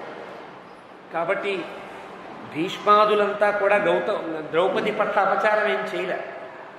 ద్రౌపది పట్ల అపచారం చేసిన వాడు దుశ్శాసనుడు, వాడు చేయడానికి కారణమైన వాడు దుర్యోధనుడు, అతన్ని అంగీకరించిన వాళ్ళు వాడు అన్నదమ్ములు కావచ్చు. ఇంత తెలిసి చెప్పతగినటువంటి స్థితిలో ఉండి కూడా అడ్డుకోకుండా ఉన్న భీష్మాదుల మీద కూడా కోపం వచ్చింది కృష్ణ పరమాత్మ. ఇక్కడ వాళ్ళందరినీ చంపవచ్చా అంటే వాళ్ళందరినీ చంపి తీరాలి, వాళ్ళందరికీ ఈ లోకంలో బతికి ఉండే అధికారం యోగ్యత లేదు అర్జున అని చెప్తారు. అంటే ఎందుకంత కోపం వచ్చింది అంటే ఒక భాగవతోత్తమరాల పట్ల జరిగేటువంటి ఆ దుర్మార్గాన్ని అడ్డుకోలేనటువంటి స్థితిలో వీళ్ళు ఉంటే వీళ్ళకి ఇంక ధర్మాత్ములు ఎందుకు అవుతారో అన్నంత కోపం వచ్చింది కదా. కోపం వచ్చి భీష్ముడిని చంపించిన భీష్ముడు చావడానికి సిద్ధమైనప్పుడు మాత్రం మన కృష్ణుడు వచ్చి ఈయనకంటే ధర్మాత్ముడు లేడు, ఈయన చెప్పినట్టు వినాలి అంటాడు. ఎందుకో అది భగవద్గీత విష్ణు సహస్రనామం యొక్క వ్యాఖ్యానంలో మనకు తెలుసు. కాబట్టి అర్థం ఎవరిని ప్రేమించామో వాళ్ళందరినీ ప్రేమించేటట్టుగా ఉండుట, ఎవరిని ద్వేషిస్తున్నామో వాళ్ళ ఎందుకు కూడా ద్వేషం ప్రసరిస్తుంది. ఇది సాధారణమైన స్థితి. కాబట్టి దశరథునికి ద్వేషం సంపూర్ణంగా కలిగింది. ఒక్క కైకేయి మీద కాదు, కైకేయి పరివారం, కైకేయి బంధుత్వం, వీళ్ళందరూ నాకు అక్కర్లేదు, వీళ్ళెవ్వరూ నాకు అక్కర్లా అన్నంత కోపం వచ్చి ఏ చత్వామనుజీవంతి.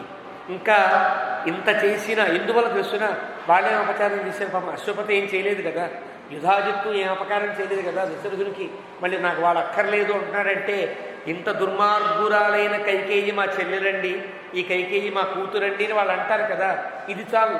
కాబట్టి నాకు వాళ్ళెవరూ అక్కర్లేదు. కేవల అర్ధపరాం హిత్వాం త్యక్తధర్మాం త్యజామ్యహం. కాబట్టి ధర్మాన్ని విసర్జించిన నిన్ను పూర్తిగా విసర్జిస్తున్నా. అగృహ్ణాన్యచ్యతే పాణిం అగ్నిం పరిగణయించతు అనుజానామి తత్సర్వం అస్మిన్ లోకే పరత్రచ. కొన్ని వేల సంవత్సరాల క్రితం కైకేయి చేయి పట్టాడు. కొన్ని వేలు కాదనుకోండి, 60 ఏళ్ళు అనుకోండి. 60 ఏళ్ల తర్వాత లెక్క. 60 ఏళ్ల క్రితం ఎప్పుడో పట్టాడు చేతిని, కైకేయి యొక్క చేతిని, నేను పెళ్లి చేసుకుంటాను. ఇప్పుడు గుర్తొచ్చింది. కైకేయి పెళ్లి సందర్భంలో కైకేయి పాణిగ్రహణం చేసి చెప్పిన మాటలు ఇప్పుడు గుర్తొచ్చి అంటున్నాడు, అనవసరంగా నీ చేయి పట్టుకున్నా, అగ్ని దగ్గర అనవసరంగా ప్రమాణం చేశా, ఈ చేతిని వదలను అని. అనుజానామి తత్సర్వం అస్మిన్ లోకే పరత్రచ. అక్కడ ఏం చేశా, ఈ లోకంలో అయినా పై లోకంలో అయినా ఈవిడ చేతిని వేయడను ప్రతిజ్ఞ చేశా కదా, అది కూడా విడిచిపెట్టేస్తా. భరతశ్చేత్ ప్రతీతః స్యాత్ రాజ్యం ప్రాప్య ఇదమవ్యయం. ఇక్కడ చేత్ అనే ప్రయోగం ఉన్నది. దీన్ని బట్టే వ్యాఖ్యానంలో పెద్దలు చెప్పారు. భరతుడు ఏమాత్రం నాకు ఆబ్దికాదు నిర్వహించడానికి వీల్లేదు, భరతుడు ఆచరించిన తర్పణం కానీ పిండం కానీ నాకు చెందవు అని చెబుతాడు. ఇక్కడ చెప్పాడు కాబట్టి భరతుడే కదా అన్ని కార్యక్రమాలు చేశాడు. ఇప్పుడు దశరథుడికి అంగీకారం కాకుండా చేస్తే భరతుడు చేసిన దశరథుడికి అందుతుందా అంటే అందుతుంది. ఎందువల్ల? దశరథుడేమో అందదని చెప్పాడు కదా, దశరథుడు అలా అల్ల భరతశ్చేత్ అన్నాడు. భరతుడు కనుక ఇదం రాజ్యం ప్రాప్య ప్రతీతః, ఈ రాజ్యాన్ని పొంది అమ్మయ్య నాకు రాజ్యం దొరికింది కదా అని సంతోషిస్తే కనుక నాకు కొడుకాడు. అంటే భరతుడు సంతోషించారా? భరతుడు సంతోషించలా. భరతుడికి రాజ్యం మీద మమకారమే లేదు కాబట్టి భరతుడు పెట్టిన ఆబ్దికాదులన్నీ తర్పణాదులన్నీ కర్మ అంతా కూడా దశరథుడు స్వీకరించినట్టే లెక్క, తద్వారా దశరథుడికి సద్గతి లభించినట్టే లెక్క అని వ్యాఖ్యానిస్తారు. ఇక్కడ ప్రయోగంలో భరతశ్చేత్ ప్రతీత స్యాత్ రాజ్యం ఇదం ప్రాప్య అవ్యయం. ఈ ప్రాప్యమైనటువంటి అవ్యయమైన రాజ్యాన్ని పొంది కూడా భరతుడు ఆనందించకుండా ఉంటే నావాడవుతాడు. ఆనందించి ఉంటే ఎన్నే సదద్యాత్ పిత్రర్థం మాం మా తద్దత్తమాగమతు. నాకు అతను పిండములు పెట్టవలసిన అవసరము లేదు, పెట్టినా నాకు చెందవు అన్నాడు. కాబట్టి ఆ చైత్ ప్రయోగం వల్ల భరతుడు పెట్టినటువంటి కర్మకాండ అంతా కూడా దశరథునికి సద్గతిని పొందేటట్లుగా జరిగింది అనేది ఇప్పుడు అర్థం కావాలి. అథ రేణు సముధ్వస్తం తముత్థాప్య నరాధిపం నివర్తత తదాదేవి కౌసల్యా శోకకరిషిత. కళ్ళ నిండా దుమ్ము పడిపోయిందేమో, దశరథుడికి కళ్ళు కనిపించట్లేదు అనుకుంది. కానీ దశరథుడికి చూపు పోయింది అని వ్యాఖ్యాతలు చెప్తారు. అంటే అంధుడైపోయాడు. అంటే ఎంత ఏడిస్తే, ఎన్ని నరములు తెగిపోయి ఉంటే కళ్ళు పోతాయి. అంటే ఒక ఒక ఒక ఒక వ్యక్తి మీద ప్రేమతో కళ్ళు పోయేంత ఏడిచాడంటే ఎంత ప్రేమ ఉన్నదో ఈ సందర్భం మనకు గుర్తిస్తాం. కౌసల్య అనుకుంది పాపం, ప్రదాకా దుమ్ము రేగింది కదా, దుమ్ము కళ్ళల్లో పడి దశరథుడికి కళ్ళు కనిపించట్లేదేమో అనుకుంది అని వాల్మీకి చెప్తూ, అతరేడు సబుధ్వస్తం, దుమ్ము నిండినటువంటి ఒంటితో కళ్ళతో ఉన్నటువంటి దశరథుణ్ణి మెల్లగా లేపి, న్యవర్తత తదా దేవి కౌసల్య శోకకరిషిత, ఇప్పుడు చాలా బాధపడుతూ శోకకరిషిత, ఈ స్థితిలో నా భర్తని ఈ రకంగా పట్టుకోవలసి వచ్చిందే అని బాధపడుతూ ఆడు మెల్లగా తీసుకువెడుతూ, హత్వా ఇవ బ్రాహ్మణం కామాతు స్పృష్ట్వా అగ్నిమివ పాణిన అన్వతప్యత ధర్మాత్మ పుత్రం సంచింత్యతాపసం. ఎంత బాధపడ్డాడో వాల్మీకి అతని మనోగతాన్ని చెప్తున్నాడు. హృద్గతమైన వాక్యం అంటారు. కొన్ని వాక్యములు హృద్గతములు అంటారు. స్వగతములు, హృద్గతములు, ప్రకాశములు అని 3 రకాల వాక్యాలు ఉంటాయి. హృద్గతం అంటే మనసులో అనుకున్న మాట. స్వగతం అంటే ఈ పక్కన ఉన్నవాళ్ళు మాత్రమే అర్థం చేసుకునేటట్లుగా చెప్పిన మాట. ప్రకాశం అంటే అందరికీ అర్థమయ్యేటట్లుగా చెప్పిన మాట. ఈ 3 రకాల మాటలు ఉంటాయి. ఇది హృద్గతాన్ని వాల్మీకి చెప్తున్నాడు. ఒక బ్రాహ్మణోత్తముడు లేదా ఒక బ్రహ్మవేత్తని, ఒక బ్రహ్మజ్ఞానిని కనుక ఇష్టపడి కావాలని చంపేస్తే ఆ పాపం ఎంత గట్టిదై ఉంటే వాడు ఎంత బాధపడుతూ ఉంటాడో అంత బాధపడుతున్నాడు. అంటే నేనెప్పుడో ఏదో ఒక బ్రాహ్మణోత్తముణ్ణి చంపి ఉంటా అని ఒక అభిప్రాయం దశరథుడి యొక్క గుండెల్లో కలిగింది అని అర్థం. స్పృష్ట్వా అగ్నిన్ ఇవ పాణిన, ఎప్పుడో నిప్పుల్లో కనుక చేయి పెట్టి ఇష్టపడి ముట్టుకున్నా, ఇష్టం లేకుండా ముట్టుకున్నా, అనిచ్చయాపి సంస్పృష్ట దహతి ఏవహి పావక, ఇష్టం లేక ముట్టుకున్నా అగ్ని కాలుతుంది కదా, అలా కాలితే ఎలా ఉంటుందో ఆ కాలినట్టుగా గుండె కాలుతోంది అంటే అర్థం అన్ని పాతకములలో పెద్ద పాతకం ఏంటంటే బ్రహ్మహత్య కదా. పంచమహాపాతకాలలో మొదటి పాతకం బ్రహ్మహత్య, 5వ పాతకం వేరే ఉండొచ్చుగా. ఇక్కడ బ్రహ్మహత్యను చేసిన వాడు భయపడి వణికిపోతున్నట్లుగా ఇతని గుండె, నేను ఎవరన్నా బ్రహ్మహత్యను చేసి ఉంటాను, లేకపోతే నాకు ఇంత దుర్గతి లభించదని మనసులో అనుకుంటున్నాడని వాల్మీకి చెప్పాడు. ఇలాంటి స్థితిలో ఉన్నాడు దశరథుడు. నివృత్యైవ సీదతో రథవర్త్మసు రాజ్ఞో నాతి బభో రూపం గ్రస్తస్య అంశుమతో యథ. మళ్ళీ కౌశల్య తీసుకువెడుతూ ఉంటే, కౌశల్య తీసుకువెడుతోంది అంటే వెళ్ళే చోటు తన అంతఃపురం అయి ఉంటుంది అంతే కదా. మళ్ళీ అడవిలో తీసుకెళ్ళదు కదా కౌశల్య, లోపలికి తీసుకెడుతోంది కాబట్టి నా వెనకాల బహుశా రాముడు వెళ్ళిపోయిన వీధి ఉంటుందని మళ్ళీ నివృత్యైవ వెనక్కి తిరుగుతున్నాడు. వెనక్కి తిరిగి చూస్తున్నాడు మళ్ళీ రాముడు ఎవరో కనిపిస్తాడా అని. కానీ ఏమీ కనిపించట్లా, రాముడు కనిపించట్లా, రోడ్లు కనిపించట్లా, కళ్ళే కనిపించట్లా. అలాంటి స్థితిలో గ్రస్తస్య అంశుమతో యథ, ఎలా ఉందంటే ఒక కేతుగ్రస్తమైనటువంటి సూర్యగ్రహణంలా జరిగితే మనకి ప్రపంచమంతా ఎట్లా ఉంటుంది. ఒక సంపూర్ణ సూర్యగ్రహణం కలిగింది అనుకోండి, మధ్యాహ్నం పూట చీకటి అయిపోదా, అలా చీకటి అయిపోయినట్టుగా ఉంది తప్ప తనకేం కనిపించట్లేదు. విలలాపచ దుఃఖార్త ప్రియం పుత్రం అనుస్మరన్ నగరాంతమనుప్రాప్తం బుద్ధ్వా పుత్రమధాబ్రవీత్. విలలాపచ దుఃఖార్త, దుఃఖం ఉప్పొంగిపోతూ ఉంటే ప్రియం పుత్రం అనుస్మరన్, స్మరన్ కాదు అనుస్మరన్, అంటే అప్పటి నుంచి ఇప్పటిదాకా రాముని యొక్క స్మరణ ఆగిపోలేదు, సాగుతూనే ఉందని అర్థం. రాముడు ఉన్నప్పుడు రామ రామ రామ ఎలా అయితే అంటున్నాడో ఇప్పటికి కూడా రామ రామ రాముడి యందు మాట కానీ రాముడి యందు ధ్యాస కానీ పోలేదన్న మాటని అనుస్మరన్ అంటాడు వాల్మీకి. ఇంకా అలాగే అనుస్మరిస్తూ నగరాంతమనుప్రాప్తం బుద్ధ్వా పుత్రం అధాబ్రవీత్. నగరాంతం అనుప్రాప్తం, నగరం దగ్గరకి అంటే తన అంతఃపురం దగ్గరికి వచ్చారని గుర్తించిన వాడై పుత్రం అథ అబ్రవీత్, కొడుకు గురించి ఇలా అంటున్నాడు. వాహనానాంచ ముఖ్యానాం మహతాంతం మమాత్మజం పదాని పది దృశ్యంతే సమహాత్మాన దృశ్యతే. అన్ని వాహనములు మోసేటువంటి గొప్ప పరాక్రమము స్థితి కలిగిన వాడు రాముడు. ఏనుగెక్కినా రాముడు బాగుంటాడు, గుర్రం ఎక్కినా బాగుంటాడు, రథంలో కూర్చున్నా బాగుంటాడు, నడుస్తున్నా బాగుంటాడు, ఏ రకంగా చూసినా బాగుంటాడు కదా. అలా అన్ని వాహనముల యందు కూడా ఆనందంగా ప్రకాశించే నా రాముడు పదాని పది దృశ్యంతే. అడవిలోకి వెళ్ళిపోతున్నాడు కదా, రథంలో చూసే వాళ్ళంతా చూస్తారు. రథం దిగి రాముడు ఏదో ఇంకోటి ఏదో ఎక్కుతాడు అనుకోండి, పడవ ఎక్కుతాడు అనుకోండి, పడవలో చూసి ఆనందించేవాడు కొంతమంది ఉంటారు. లేదా ఎక్కడ ఏదన్నా అడవి జంతువులు ఉంటే వాడు నొంద తీసుకుని దాని మీద కూర్చుని రాముడు వెళుతూ ఉండొచ్చుగాక. ఇంకా భవిష్యత్తులో వనంలో ఇలాగే కదా తిరగాలి, ఏదో ఒక వాహనం కావాలి కదా. అలా ఎన్నో వాహనాల మీద ఎక్కి రాముడు వెళుతూ ఉంటే చూచి ఆనందించేవాడు ఎంత ధన్యులై ఉంటారో కదా. నాకు అదృష్టం లేదు కదా. స మహాత్మా న దృశ్యతే. నాకు ఏ వాహనం మీద రాముడు చూసే యోగ్యత లేకుండా అయిపోయింది. యస్ సుఖేషు ఉపధానేషు సేతే చందన రూషిత వీజ్యమానో మహార్హాభి స్త్రీభి మమ సుతోత్తమ. రాముడు ఎప్పుడన్నా పడుకుంటే ఓ దిండు కాదు, ఆ దిండు అలవాటు, 2 దిండు పెట్టుకునే అలవాటు చాలామందికి ఉంటుంది కదా. అలా సుఖేషు ఉపధానేషు ఎక్కువ దిండు పెట్టుకుని పడుకోవడం అలవాటు చేసుకున్న నా రాముడు ఇప్పుడు ఏ కర్రల మీద పడుకుంటాడో, ఏ రాళ్ళ మీద పడుకుంటాడో, ఎలాంటి స్థితి కలుగుతుందో కదా. విజ్యమానో మహారకాభి.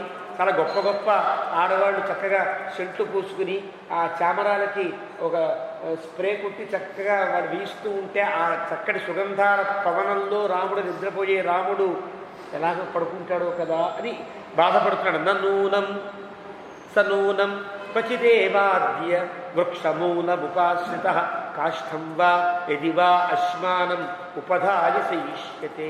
ఇంకెలా పడుకుంటాడు?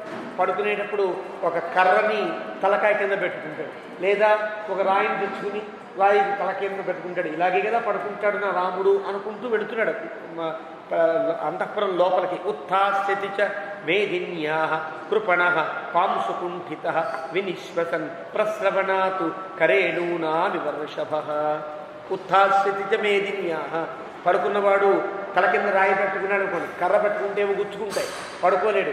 మెత్తగా పడుకోవడం అలవాటు ఉన్న రాముడికి ఒకసారి లేచి ఉంటాడు, అప్పటికే ఒళ్ళంతా దుమ్ము కుట్టుకుపోయి ఉంటుంది. అంటే ఇతని ధ్యాస రాముడు పడుకోవడం, పడికిన కింద పడుకోవడం, వీపుకి అంతా కూడా మట్టి అంటడం, లేచేటప్పటికీ ఆ దుండుగా పెట్టుకున్న రాయి గుచ్చుకోవడం, ఆ బాధ భరించలేక రాముడు హఠాత్తుగా లేవడం, ఇవన్నీ కనిపిస్తున్నాయి. ఇదే ధ్యాస కదా.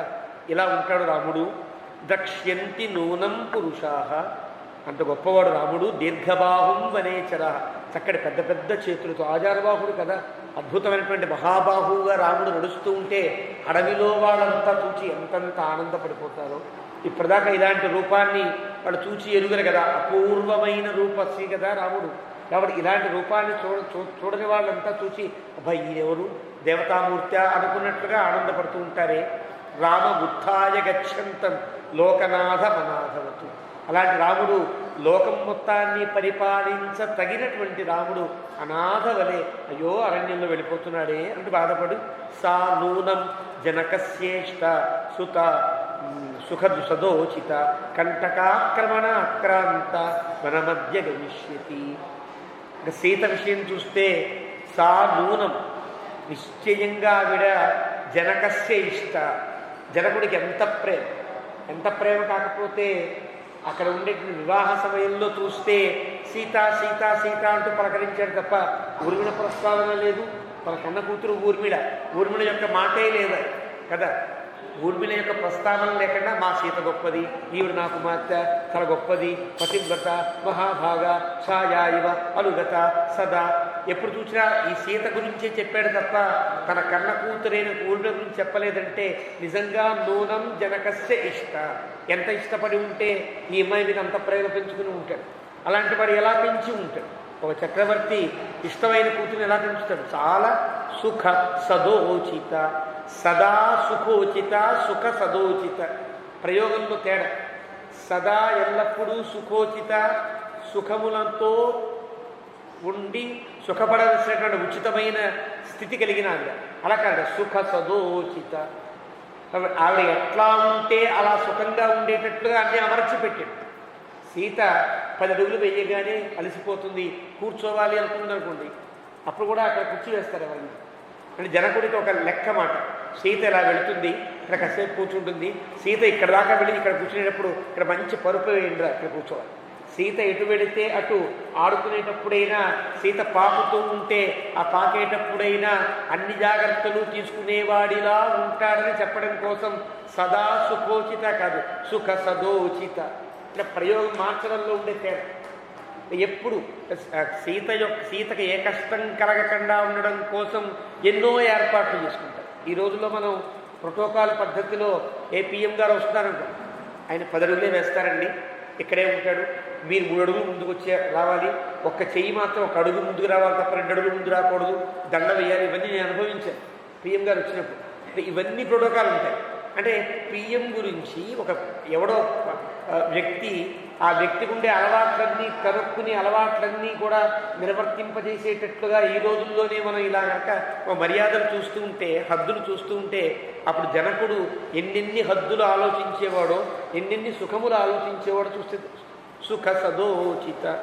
అలాంటి సీత కంటకాక్రమణాక్రాంత, కంటకముల చేత ఆక్రమించబడినదై అంటే చాలు, మళ్ళీ ఆక్రాంత, కంటకాక్రమణాక్రాంత, రెండు ఒకే ప్రయోగం. అంటే అర్థం, సీత వెళుతూ ఉంటే ముళ్ళున్నాయనుకోండి, తెలియకుండా ముళ్ళల్లో కాళ్ళు వేస్తే గుచ్చుకుంటాయి. సీత మంచిగా వెళుతున్నా కొన్ని ముళ్ళు, ఒక వ్యక్తి వెళ్ళాడనుకోండి, అప్పటిదాకా ఆపుతారు, ఒక కర్ర పెట్టి ఎవరైనా వస్తుంటే ముళ్ళని కర్రతో ఆపుతారు, జాగ్రత్తగా వాళ్ళు వెళ్ళేదాకా ఉండదు. ఒక్కొక్కసారి వెళ్ళకపోయినా కర్ర జరిగితే ముళ్ళు మళ్ళీ మీద కూడా పోతుంటాయి కదా. సహజంగా మనం గమనిస్తాం.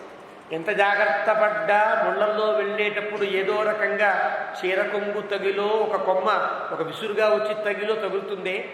కంటక ఆక్రమణ ఆక్రాంత, తాను స్వబుద్ధితో కంటకాలు తొక్కినా, కిందకు అడుగు వేసినప్పుడు ముళ్ళు గుచ్చుకుంటాయి.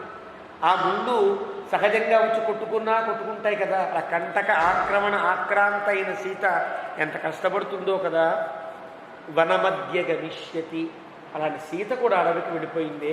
అనభిజ్ఞా వనానాం స నూనం భయముపైష్యతి, స్వాపదానర్దితం శ్రుత్వా గంభీరం రోమహర్షణం. రాముడికైతే చిన్నప్పుడు కొంచెం అలవాటైంది. 12 ఏళ్ళ 13 ఏళ్ల వయసులో విశ్వామిత్రుడు వెంట వెళ్ళాడు కాబట్టి అడవి ఎట్లా ఉంటుందో తెలుసు, ఎలాంటి ఏవి ఎంత గట్టిగా అరుస్తాయో తెలుసు, అరిచినప్పుడు ఎలా కంట్రోల్ చేసుకోవాలో తెలుసు కదా. కానీ అనభిజ్ఞ, వనవాసం ఏమాత్రం తెలియనటువంటి ఆవిడైంది. నూనం భయముపైష్యతి, నిజంగా ఎంత భయపడుతుందో.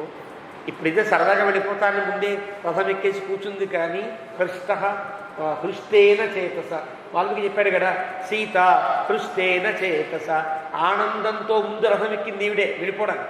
కానీ ఇప్పుడు ఎక్కింది, కానీ అప్పుడో రథంలో అడవిలోకి దిగంగానే నిజంగా భయపడుతుంది. ఎందువల్ల? శ్వాపద అనర్దితం శ్రుత్వా. శ్వాపదములంటే క్రూర మృగములన్నీ కూడా శ్వాపదములంటారు. అంటే కుక్క అనే అర్థం కాదు. అంటే ఒక అడవి కుక్కల్లాంటివి, భయంకరమైనటువంటి పళ్ళతో ఉండి దంష్ట్రాలతో ఉండే కుక్కల్లాంటివి చాలా ఉంటాయి కదా. అలాంటివన్నీ వ్యాఘ్రాదులన్నీ కూడా అవి అరుస్తూ ఉంటే, గర్జిస్తూ ఉంటే, గంభీరం రోమహర్షణం, వెంట్రుకలు నిక్కబడుచునేటట్టుగా ఉండే అరుపులు విని సీత నూనం భయం గమిష్యతి, సీత భయపడుతుంది. ఇది నిజం ఇది అని. సకామా భవ కైకేయి, అంటే నీ కోరిక తీరిందా కైకేయి అని గట్టిగా అరిచారు. మరి ఆవిడ ఎక్కడుందో తెలీదు. కైకేయి విధవా రాజ్యమావస, విధవరాలవై రాజ్యాన్ని ఏలుకో, రాజ్యంలో నివసించు. నహితం పురుష వ్యాఘ్రం వినా జీవితుముత్సహే. నువ్వు విధవ ఎలా అవుతావు అనుకుంటున్నావా? రాముణ్ణి విడిచి నేను ఇంకా బతకను కదా, కాబట్టి నువ్వు విధవవే అవుతావు, హాయిగా రాజ్యం చేసుకో అంటూ అడుస్తున్నాడు. ఇత్యేవం విలపన్ రాజా జనౌఘేన అభిసంవృత. విలాపం అనగా అర్థం చెప్పుకున్నాం. విలాపం అంటే ఏడుస్తూ మాట్లాడే మాటల్ని విలాపములు అంటారు. ఏడుపు వేరు, మాటలు వేరు. ఏడుస్తూ మాట్లాడే విధానం వేరు. ఏడుస్తూ మాట్లాడే వాటిని విలాపములు అంటారు. కాబట్టి విలపన్ అంటే ఏడుస్తున్నాడు ఒక పక్కన, అరుస్తున్నాడు ఇలాగా. కాబట్టి జనౌఘేన అభిసంవృత. ఇలా దశరథుడు అరుస్తూ ఉంటే, ఎప్పుడు అరవనివాడు, ఎప్పుడు బాధపడనివాడు అరుస్తుంటే అక్కడ ఉండే ప్రజలంతా కూడా గుమ్మిగూడి వాడు వెనకాలే ఉన్నారు. దశరథుడు ఏం పట్టించుకుంటారు, నేను రాజుని, వీళ్ళ ముందే ఏడవకూడదు, చాలా డిగ్నిఫైడ్గా ఉండాలి, డీసెన్సీగా ఉండాలి, లోపలికి వెళ్ళి రహస్యంగా ఏడవాలి. ఒకప్పుడు రాజుగా ఉండేవాళ్ళు అంతే కదా, అలా కదా. ఒక ఒక పేరు పొందిన వాళ్ళు ఎంత కష్టం వచ్చినా జాగ్రత్తగా నిగ్గపట్టుకుని లోపలికి వెళ్ళి ఏడవాలి తప్ప సభలో ఏడుస్తారా? ఏడవరు కదా. సభలో వెళ్ళి ఏడిచేటట్టుగా ఉండదు. ఎంత కష్టం కలిగినా ఓచుకుని బయట లోపల ఏడవలసిందే. ఒక కథకుడి యొక్క కథ చెప్తారే, హరికథ వేసి చెప్పేవాడికి ఆ యజమాని ఒక మాలిక వేస్తాడు. ఆ మాలిక మెడలో ఉండగా వీడు హరికథ చెప్తూ ఉంటాడు. ఆ మాలిక బాగుంటే పర్వాలేదు, ఆ మాలిక తీయడానికి వీల్లేదు. యజమానికి ఎలా ఉంటుందంటే, నేను వేసిన మాలిక వాడు తీసేస్తాడా, దూర్వాసు కోపం వచ్చినట్టుగా వస్తుంది కదా. ఆ రకంగా వీడి మాలిక వేసిన తర్వాత ఆ మాలికలో చిన్న చిన్న ఎర్రచీమలు ఉంటాయి. వీడికి యజమానికి తెలియదు. వీడి మెడలో వేస్తాడు. తీస్తే యజమాని డబ్బు ఇవ్వడు, యజమాని ఊరుకోడు. తీయకపోతే చివన కొడుతూ ఉంటాయి కదా. ఇలాంటి స్థితిలో అక్కడ ఏడవకూడదు, అక్కడ బాధపడకూడదు. వాడు అరుస్తూ రాగం తీసి ఇదిగో భద్రాద్రి, ఇదిగో గౌతమి అంటూ ఉంటాడు. అలా ఉంటాడు. సభలో ఏడవకూడదు కదా, చాటుగా వెళ్ళి ఏడవడు. అలాంటి స్థితిలో ఉంటారే. అలా కాకుండా జనం ఎంతమంది ఉన్నారో పట్టించుకోవట్లా, అక్కడే ఏడుస్తున్నాడు. జనౌహేన అభిసంవృత అపస్నాతమివారిష్టం ప్రవివేశ పురోత్తమం. అరిష్టం కలిగినప్పుడు ఒక దుస్నానాన్ని ఆచరించినట్లుగా. అంటే అరిష్టం కలిగితే స్నానం ఆచరిస్తారే. ఏదన్నా వినకూడని వార్త విన్నా, వినకూడని చూడకూడని ప్రదేశాన్ని చూచినా, చూడకూడని ప్రదేశం తొక్కినా ఆచరించే స్నానం అరిష్ట స్నానం అని అంటారే. అలాంటి దాన్ని అపస్నాతం అంటారు. ఈ ఏడుపు ఎలా ఉంది అంటే, ఏడుస్తూ ఉంటే ఒళ్ళంతా నీళ్లు కక్కుతూ ఉంటే అపస్నాతం చేసినట్టుగా ఉంది అంటారు. అంటే అరిష్ట స్నానాన్ని దశరథుడు ఆచరించినట్టుగా ఉంది. శూన్యచత్వర వైష్మాంతం సంవృతాపణ దేవత కలాంతం దుర్బల దుఃఖాంతం నాట్యాకీర్ణ మహాపథ. ఎక్కడ చూసినా కూడా రోడ్లన్నీ కూడా పూర్తి నివాసాలు లేకుండా, ఎవరు జనం లేకుండా నిర్జనంగా ఉన్నాయి. సంవృతాపణ దేవత. షాపులు ఉంటాయి, షాపులన్నీ మూసేసి ఉన్నాయి. ఎవరు కూడా కొట్టు తెరవట్ల. కొట్లు ఉండాలి కదా, ఆపణాలు విపణలు ఉంటాయి కదా. ఎవడు కొట్టు తెరిచిన వాడు వ్యాపారం కోసం అన్నా తెరవాలి కదా. ఎవరు వ్యాపారం కోసం కూడా తెరవాలి. ఎంతోమంది జనం వచ్చారు పరాయి వాళ్ళ నుంచి కూడా. రాముని యొక్క వనవాసం, రాముని యొక్క పట్టాభిషేకం చూడడానికని చాలామంది వచ్చినప్పుడు వ్యాపారం బాగా సాగే రోజులు కదా. కానీ వ్యాపారం కూడా మూసేసి షాపులు ఎవరు తెరవకుండా కూర్చున్నారు. అంతేనా? దేవత సంవృత ఆపణ దేవత. దేవాలయాలు కూడా అర్చకులు తెరవల. అంటే అర్చకులు కూడా మూల కూర్చుని బాధపడుతున్నారు తప్ప, అయ్యో దేవాలయం సమయమైంది, దేవుడికి తెరవాలి, ఆరాధన చెయ్యాలి అనే అభిప్రాయం లేదు. మరి ఆరాధన సక్రమంగా చేయకపోతే పాపం కదా. అంటే ఇంతకంటే పాపం ఏం కావాలి? నడిచే దేవుడు, కనిపించే దేవుడైన రాముడే వెళ్ళిపోయిన తర్వాత ఇంకా లోపల ఉండేటువంటి విగ్రహమూర్తులుగా ఉండే దేవతలేం లెక్క అనుకున్నారో ఏమో. దేవత సంవృత ఆపణ దేవత. ఎవరు దేవాలయాలు కూడా తెరవలేదయ్యా. అలాంటి స్థితి ఉన్నది. క్లాంత దుర్బల దుఃఖార్త నాట్యాకీర్ణ మహాపథ. ఎక్కడ చూసినా ఏదో ఒక శూన్యత, ఏదో ఒక నిర్లిప్తత, ఏదో ఒక శోకపరాయణత కనిపించింది తప్ప ఎక్కడా ఆనందం లేదు. తామవేక్ష్య పురీం సర్వాం రామమేవానుచింతయన్ విలపన్ ప్రావిశద్రాజ గృహం సూర్యైవాంబుదం. అలాగే ఉంటుందనే ఊహ. ఎవరు మాట ఎక్కడ కూడా ఏ షాపులు వినేటువంటి ధ్వనులు లేవు. ఎక్కడ దేవాలయాలు ఉంటే గంటలు వినిపిస్తాయి కదా, ఏ గంటలు వినిపించట్లా. షాపుల్లో ఇదంతకిస్తావు అంతకిస్తావు బేరసారాలు ఏం వినిపించకపోతే అన్నీ మూసినట్లే కదా. ఇలాంటి అయోధ్యను తాను చూస్తున్నవాడై దశరథుడు లోపలికి ప్రవేశించాడు. ఎలా ప్రవేశించాడు? సూర్య ఇవ అంబుదం. ప్రకాశించే సూర్యుడు మేఘాల మధ్యలోకి వెళ్ళిపోయినట్లుగా, అంటే అందరికీ చీకటిని కలిగించేటట్లుగా తాను మేఘాల్లోకి వెళ్ళిపోయినట్లుగా అంతఃపురంలోకి వెళ్ళిపోయాడు అని. మహాహ్రదం ఇవ అక్షోభ్యం సుపర్ణేన హృతోరగం రామేణ రహితం వేష్మ వైదేహ్యా లక్ష్మణేన చ. ఒక మడుగు ఉందనుకో. ఆ మడుగులో ఒక పాము ఏదన్నా ఉంటే, ఆ పాము గిరగిరగిరగిర తిరుగుతూ ఉంటే మడుగులో ఏదో శబ్దమో ఏదో అలికిడో ఏదో వినిపిస్తుంది.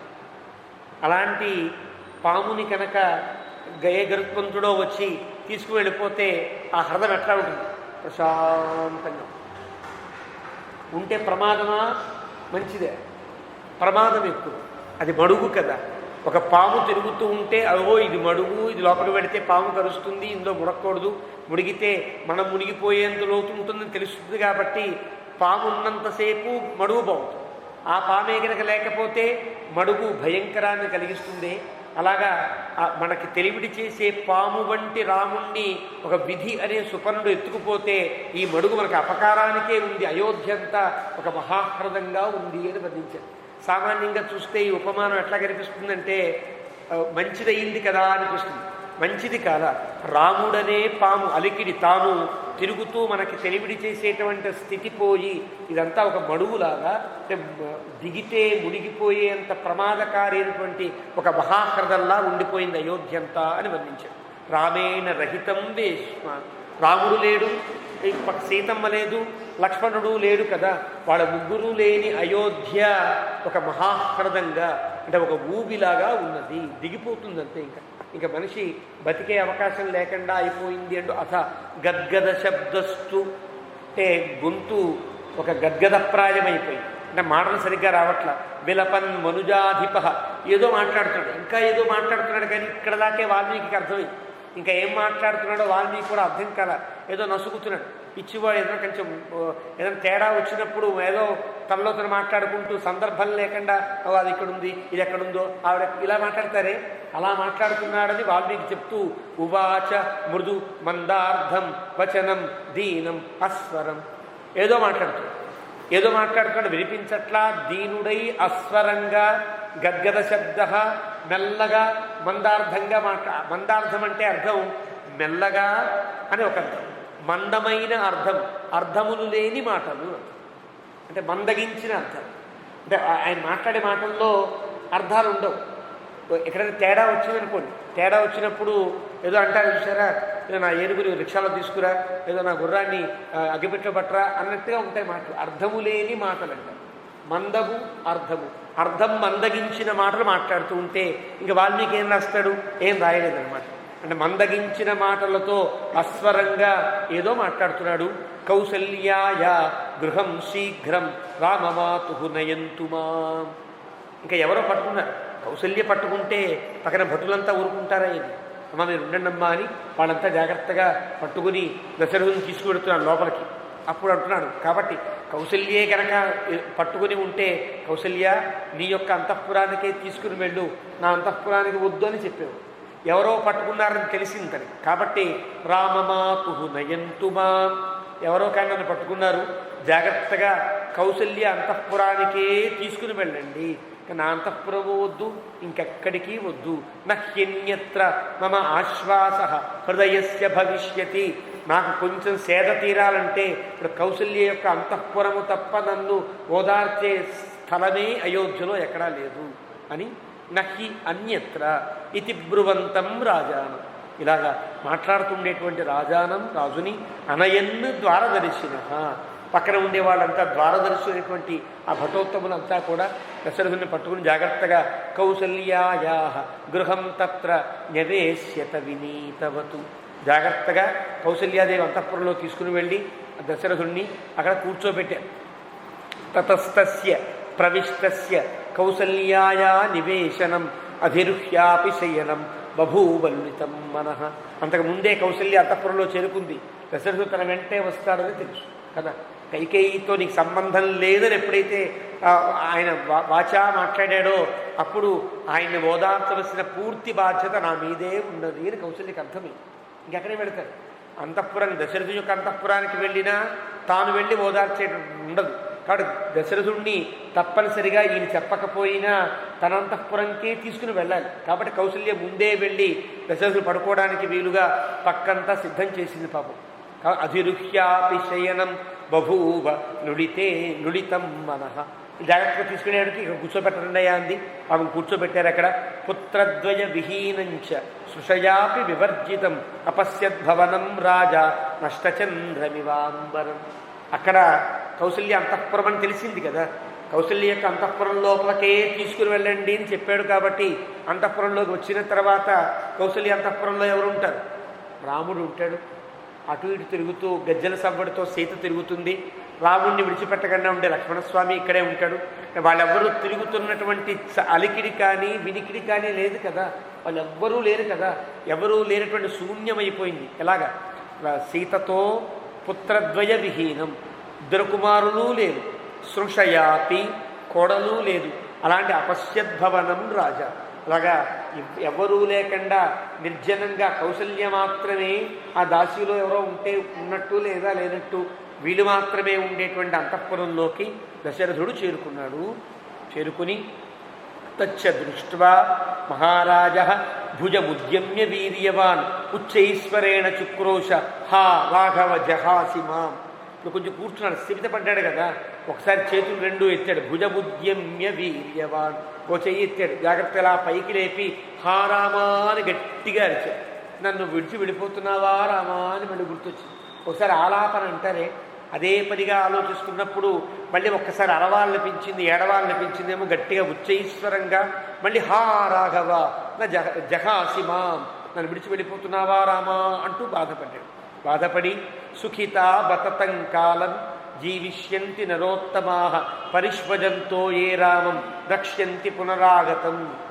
మళ్ళీ రాముడు 14 ఏళ్ల తర్వాత వస్తే ఎవరు చూస్తారో, ఎవరు ముట్టుకుంటారో, ఎవరు కౌగులించుకుంటారో, ఎవరు రాముడి యొక్క చిరునవ్వులు ఆలకిస్తారో వాళ్ళంతా ధన్యులు కదా. రామం ద్రక్ష్యంతి పునరాగతం, రాముణ్ణి అలా చూచిన వాడు ధన్యులు అవుతారు. ఇక నేను బతకనని ఉద్దేశం, అప్పటిదాకా నేను ఉండను అని ఆయన చెప్పే మాటల్లో. కాబట్టి వాడంతా అదృష్టవంతులు అవుతారు. అధరాత్ర్యాం ప్రపన్నాయాం కాళరాత్ర్యామివాత్మన అర్ధరాత్రే దశరథ కౌసల్యామిదమబ్రవీత్. సాయంకాలం గడిచింది. ఈయన లోపలికి చేరేటప్పటికే 9 ఉంటుంది. ఆ తర్వాత మళ్ళీ అలా బాధపడుతూనే కూర్చున్నాడు. అర్ధరాత్రి సమయం అయిపోయింది. పాపం కౌసల్య పక్కనే కూర్చుని ఉండి ఓదార్చడానికి వీలుగా ఉన్నదని గుర్తించాడు. ఉన్నదని ఒక అలికిడి వినికిడి ఉంది కాబట్టి విన్నాడు. విని రామం మే అనుగతా దృష్టి అద్యాపి నివర్తతే కౌసల్య, రాముని వెంట నా చూపు వెళ్ళిపోయింది, ఇప్పుడు ఎంత తెచ్చుకుందామన్నా వెనక్కి రావట్లేదేమి అంటాడు. అంటే అర్థం తను గుడ్డివాడినయ్యానని తెలియలా తను ఇంకా బాగున్నానేమో, ఇప్పుడు కనిపిస్తుందేమో అనుకుంటున్నాడు. అద్యాపి నివర్తతే, నా చూపు రాముతో వెళ్ళిపోయినట్టుంది, మళ్ళీ తిరిగి రావట్లేదు, వెనక్కి రమ్మంటే వచ్చేటట్టుగా లేదు. నత్వా పశ్యామి కౌసల్యే, బహుశా అందువల్లనేనేమో నేను చూడలేకపోతున్నాను. కౌసల్య ఎక్కడున్నావు నువ్వు అన్నాడు. అంటే అర్థం దృఢితనమే. అంటే ఏడుపు వల్ల మితిమీరినటువంటి ఆ దుఃఖం వల్ల నరాలు తెగి అంధత్వం ఏర్పడింది అని వాల్మీకి ఇక్కడ చెప్పినట్టు.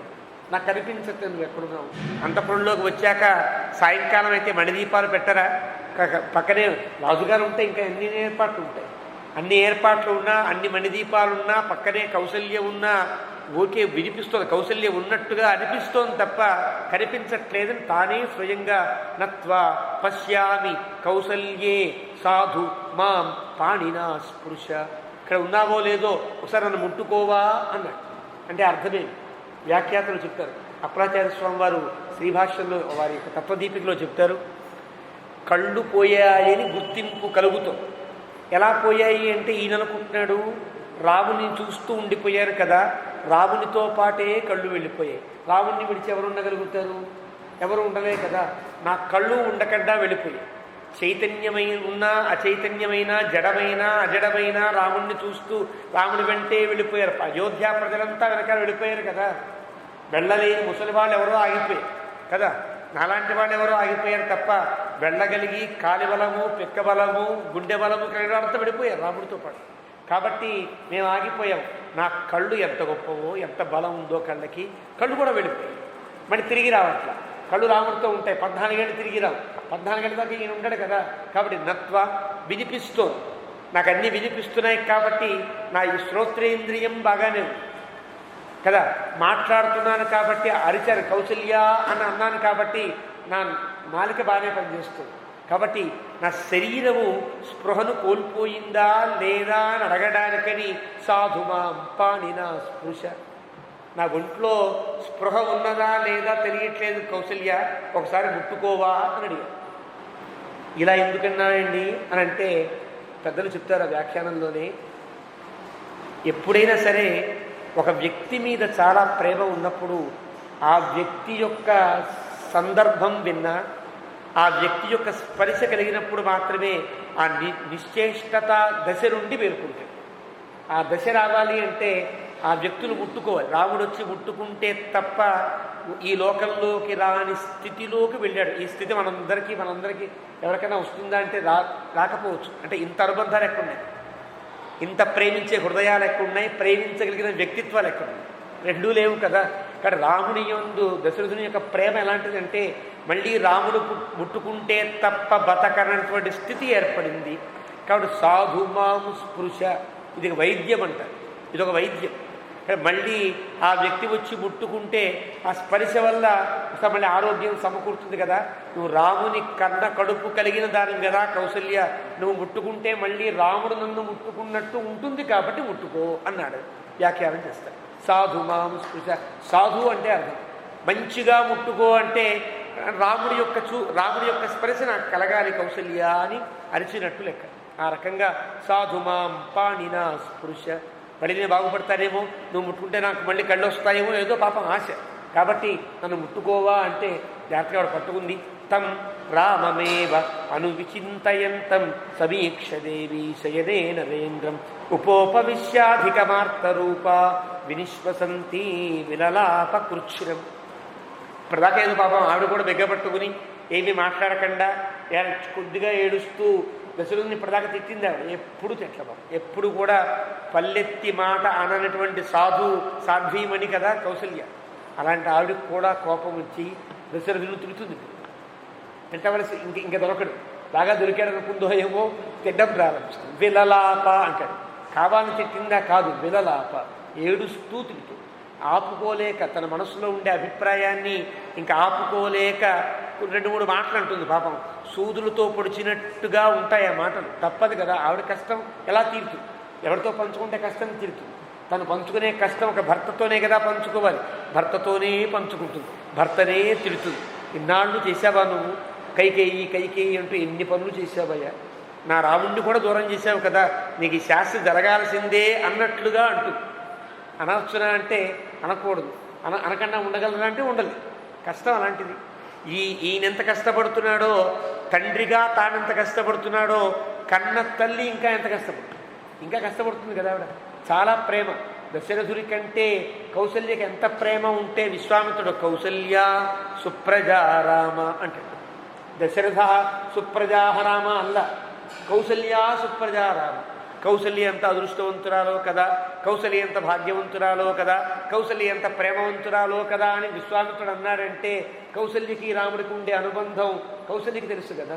కాబట్టి నువ్వే ఇంత ఏడిస్తే నేనంత ఎడవాలయ్యా అన్నట్లుగా ఆవిడ మాట్లాడుతోంది. ఎప్పుడు తం రామం ఏవ అనువిచింతయంతం. చింతయంతం అంటే ఆలోచిస్తున్నాడు దశరథుడు రాముడి గురించే.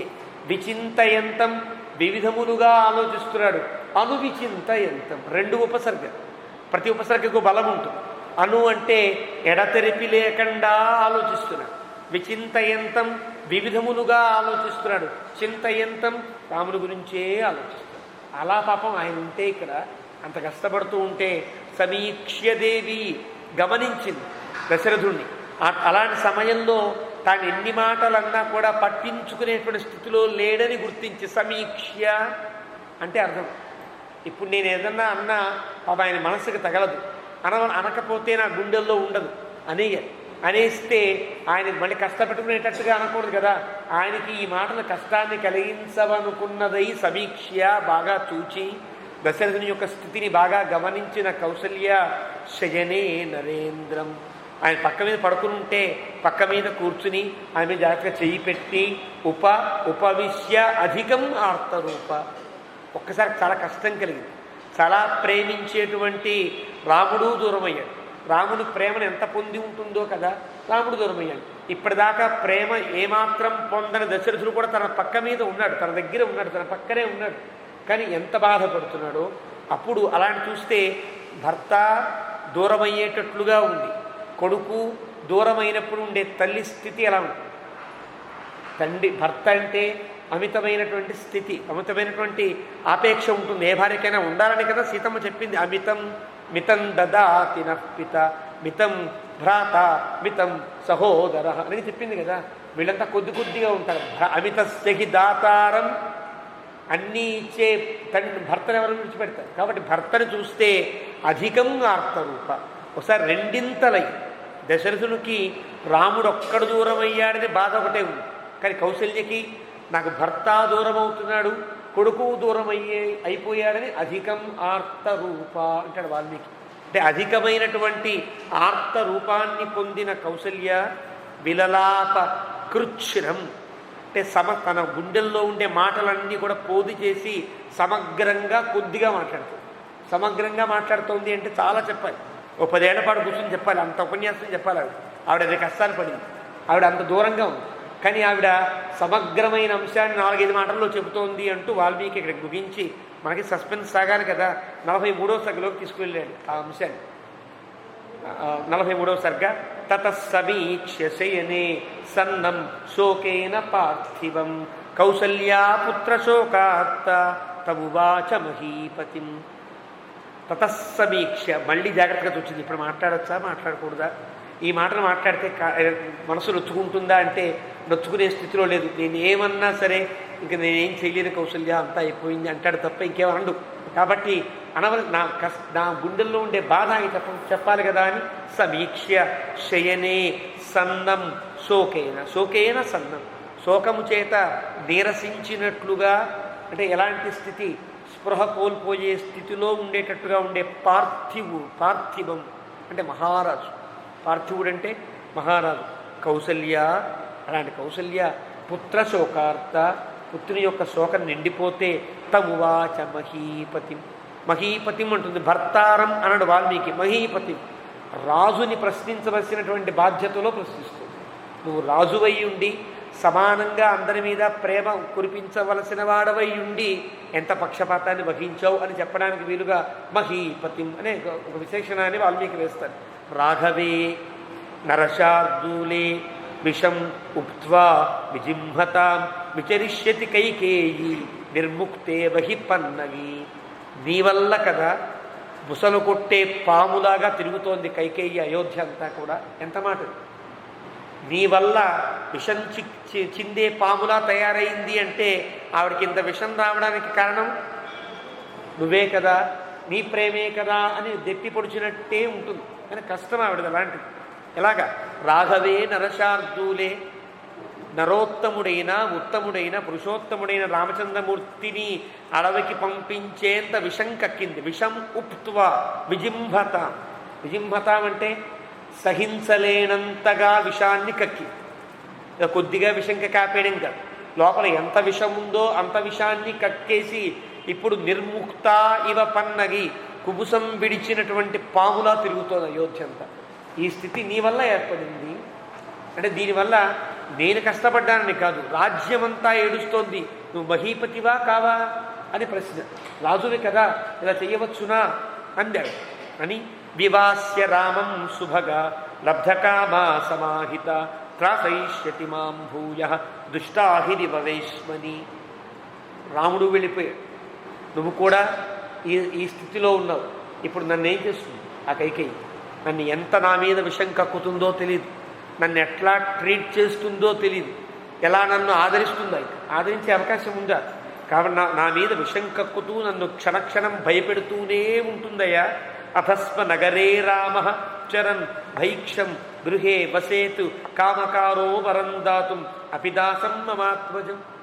మరి నా కోసమైనా కూడా కైకేయిని ఒప్పించి రాముడు ఇక్కడే అయోధ్యలో ఒక చిన్న ఇంట్లో పడి ఉంటాడు, ఈ అయోధ్య వీధుల్లో అడుక్కుంటూ ఉంటాడు, అడుక్కుని తిరిగేటువంటి రాముడి పక్కనే కౌసల్య బతుకుతుందిలే, వాళ్ళిద్దరిని విడిచిపెట్టేద్దామని అడిగావా కైకేయి? అది కూడా నా కోసం అడగలేదే. నా కోసం ఏమైనా ఆలోచించావా? కైకేయి కోసం ఇంత ఆలోచించావు కానీ నా కోసం నువ్వేమీ ఆలోచించవా? రాముడు భిక్షాటన చేస్తూ ఉంటే ఆ చిన్న గుడిసెలో ఎక్కడో అక్కడ అయోధ్యలో ఏదో ఒక మూల నేను నా రాముడు బతికిపోయేవాళ్ళం కదా, ఆ వరం కూడా నాకు ఇవ్వకుండా నువ్వు చేసావు కదా అంటోందంటే ఎంత కష్టం లోపల ఉందో గమనించాను. కామకారో వరం దాతు, నీకు ఇచ్చే అవకాశం ఉన్నప్పటికీ కూడా కదా, రాముడికి వనవాసంలో చెబితే వనవాసం నీకు ఎందుకు ఇవ్వాలి, రాముడికి ఎందుకు ఇవ్వాలి? నీ వరముల్లోకి చెల్లదు. ఒకడికి కష్టం కలిగించేటట్టుగా వరం కోరుకునేటువంటి అధికారం ఎవరికీ ఉండదు ఎప్పుడు కూడా. అది వరాల లెక్కలోకి వరం అంటే వ్రియతే ఇది వరం, వృణోతి ఇది వరం. వరం తన కోసం తాను కోరుకోవాలి తప్ప వాడికి ఇట్లా అయిపోవాలి వీడికి ఇట్లా అయిపోవాలి వరం కోరుకోకూడదు. ఒక కథ చెప్తారు చూసారా, ఒక అన్నదమ్ములు ఇద్దరు కూడా బాగా దెబ్బలాడుకుని తపస్సు చేశారు. వాడు తపస్సు చేస్తున్నాడు, వీడు తపస్సు చేస్తాడు. అన్నకంటే కొంచెం తమ్ముడు కొంచెం గట్టిగా తపస్సు చేస్తాడు కానీ గట్టిగా తపస్సు చేస్తాడు. బ్రహ్మదేవుడు ప్రత్యక్షం ఏం కావాలి అని అడిగాడు బ్రహ్మదేవుడు. మా అన్నయ్యని కలిసి వచ్చావా అని అడిగాడు. ఆయన తపస్సు చేస్తున్నాడు కదా, ఆయన కలిసి వచ్చావా అని అడిగాడు. కలవలేదు, నీ దగ్గరికి వచ్చాను రా ముందు అన్నాడు బ్రహ్మదేవుడు. అయితే ఆయన ఏం కోరుకుంటాడో దగ్గర రెండింతలు నాకు కాదు అన్నాడు ఈ తమ్ముడు. బ్రహ్మదేవుడు వెళ్ళాడండి. మరి నీకేం కావాలరా, మా తమ్ముడి దగ్గరికి వెళ్ళి వచ్చావా అన్నాడు. వీడికి కోపమే కదా, వెళ్ళొచ్చాను రా. ఏం కోరుకున్నాడు, నువ్వేం కోరుకుంటావో దగ్గర రెండింతలు కావాలని కోరుకున్నాడు. అయితే నాకు కన్ను తీసేయి అన్నాడు. అంటే నా తమ్ముడికి 2 కళ్ళు పోవాలి. ఇది కదా వరవరు కోరుకునే విధానం. ఇంకోటికి ఏదో అవ్వాలని వరం కోరుకుంటారు ఎవరన్నా, కోరుకోరు కదా. అలా కోరుకోలేత నాకు కన్ను తీసేయండి అంటే ఏం చేయాలి, బ్రహ్మదేవుడు వెళ్ళి వాళ్ళకి 2 కళ్ళు తీసేయాలి. కాబట్టి వరాలు ఎప్పుడు కూడా తమ కోసం ఉంటాయి తప్ప పరుల యొక్క వ్యక్తిగత జీవనాల మీద వరాలు పనిచేయవే. రాముడు ఈ వనవాసాన్ని అడిగింది అంటే పనికి రాదు అని చెప్పద్దు. నువ్వు కామకారోగి దాతు వరం దాతు అపి, నువ్వు ఇవ్వతగి ఉండగా కూడా రాముడు వనవాసంకి వెళ్ళాలి అనే వరం నీకు చెల్లదు కైకేయి. ఇంకో వరం కోరుకో, భరతుడికి పట్టాభిషేకం చేస్తా, రాముడిని ఇక్కడికి పంపిస్తాను, అది నా ఇష్టం. రాముడు అయోధ్యలో లేకుండా ఉండేటట్టుగానో మీ భరతుడికి ఎలాంటి కష్టం కలగకుండా ఉండేట్టు నేను చేసుకుంటాను. కానీ వనముకి వెళ్ళవలసిన అవసరం అయితే ఉండదు. భరతుడి యొక్క రాజ్యానికి ఆటంకం కలిగించకుండా రాముణ్ణి అదుపులో పెట్టే అవకాశం దశరథుడికి ఉన్నా కూడా కామకారో వరం దాతుం నువ్వు చేసేవా, చెయ్యలా.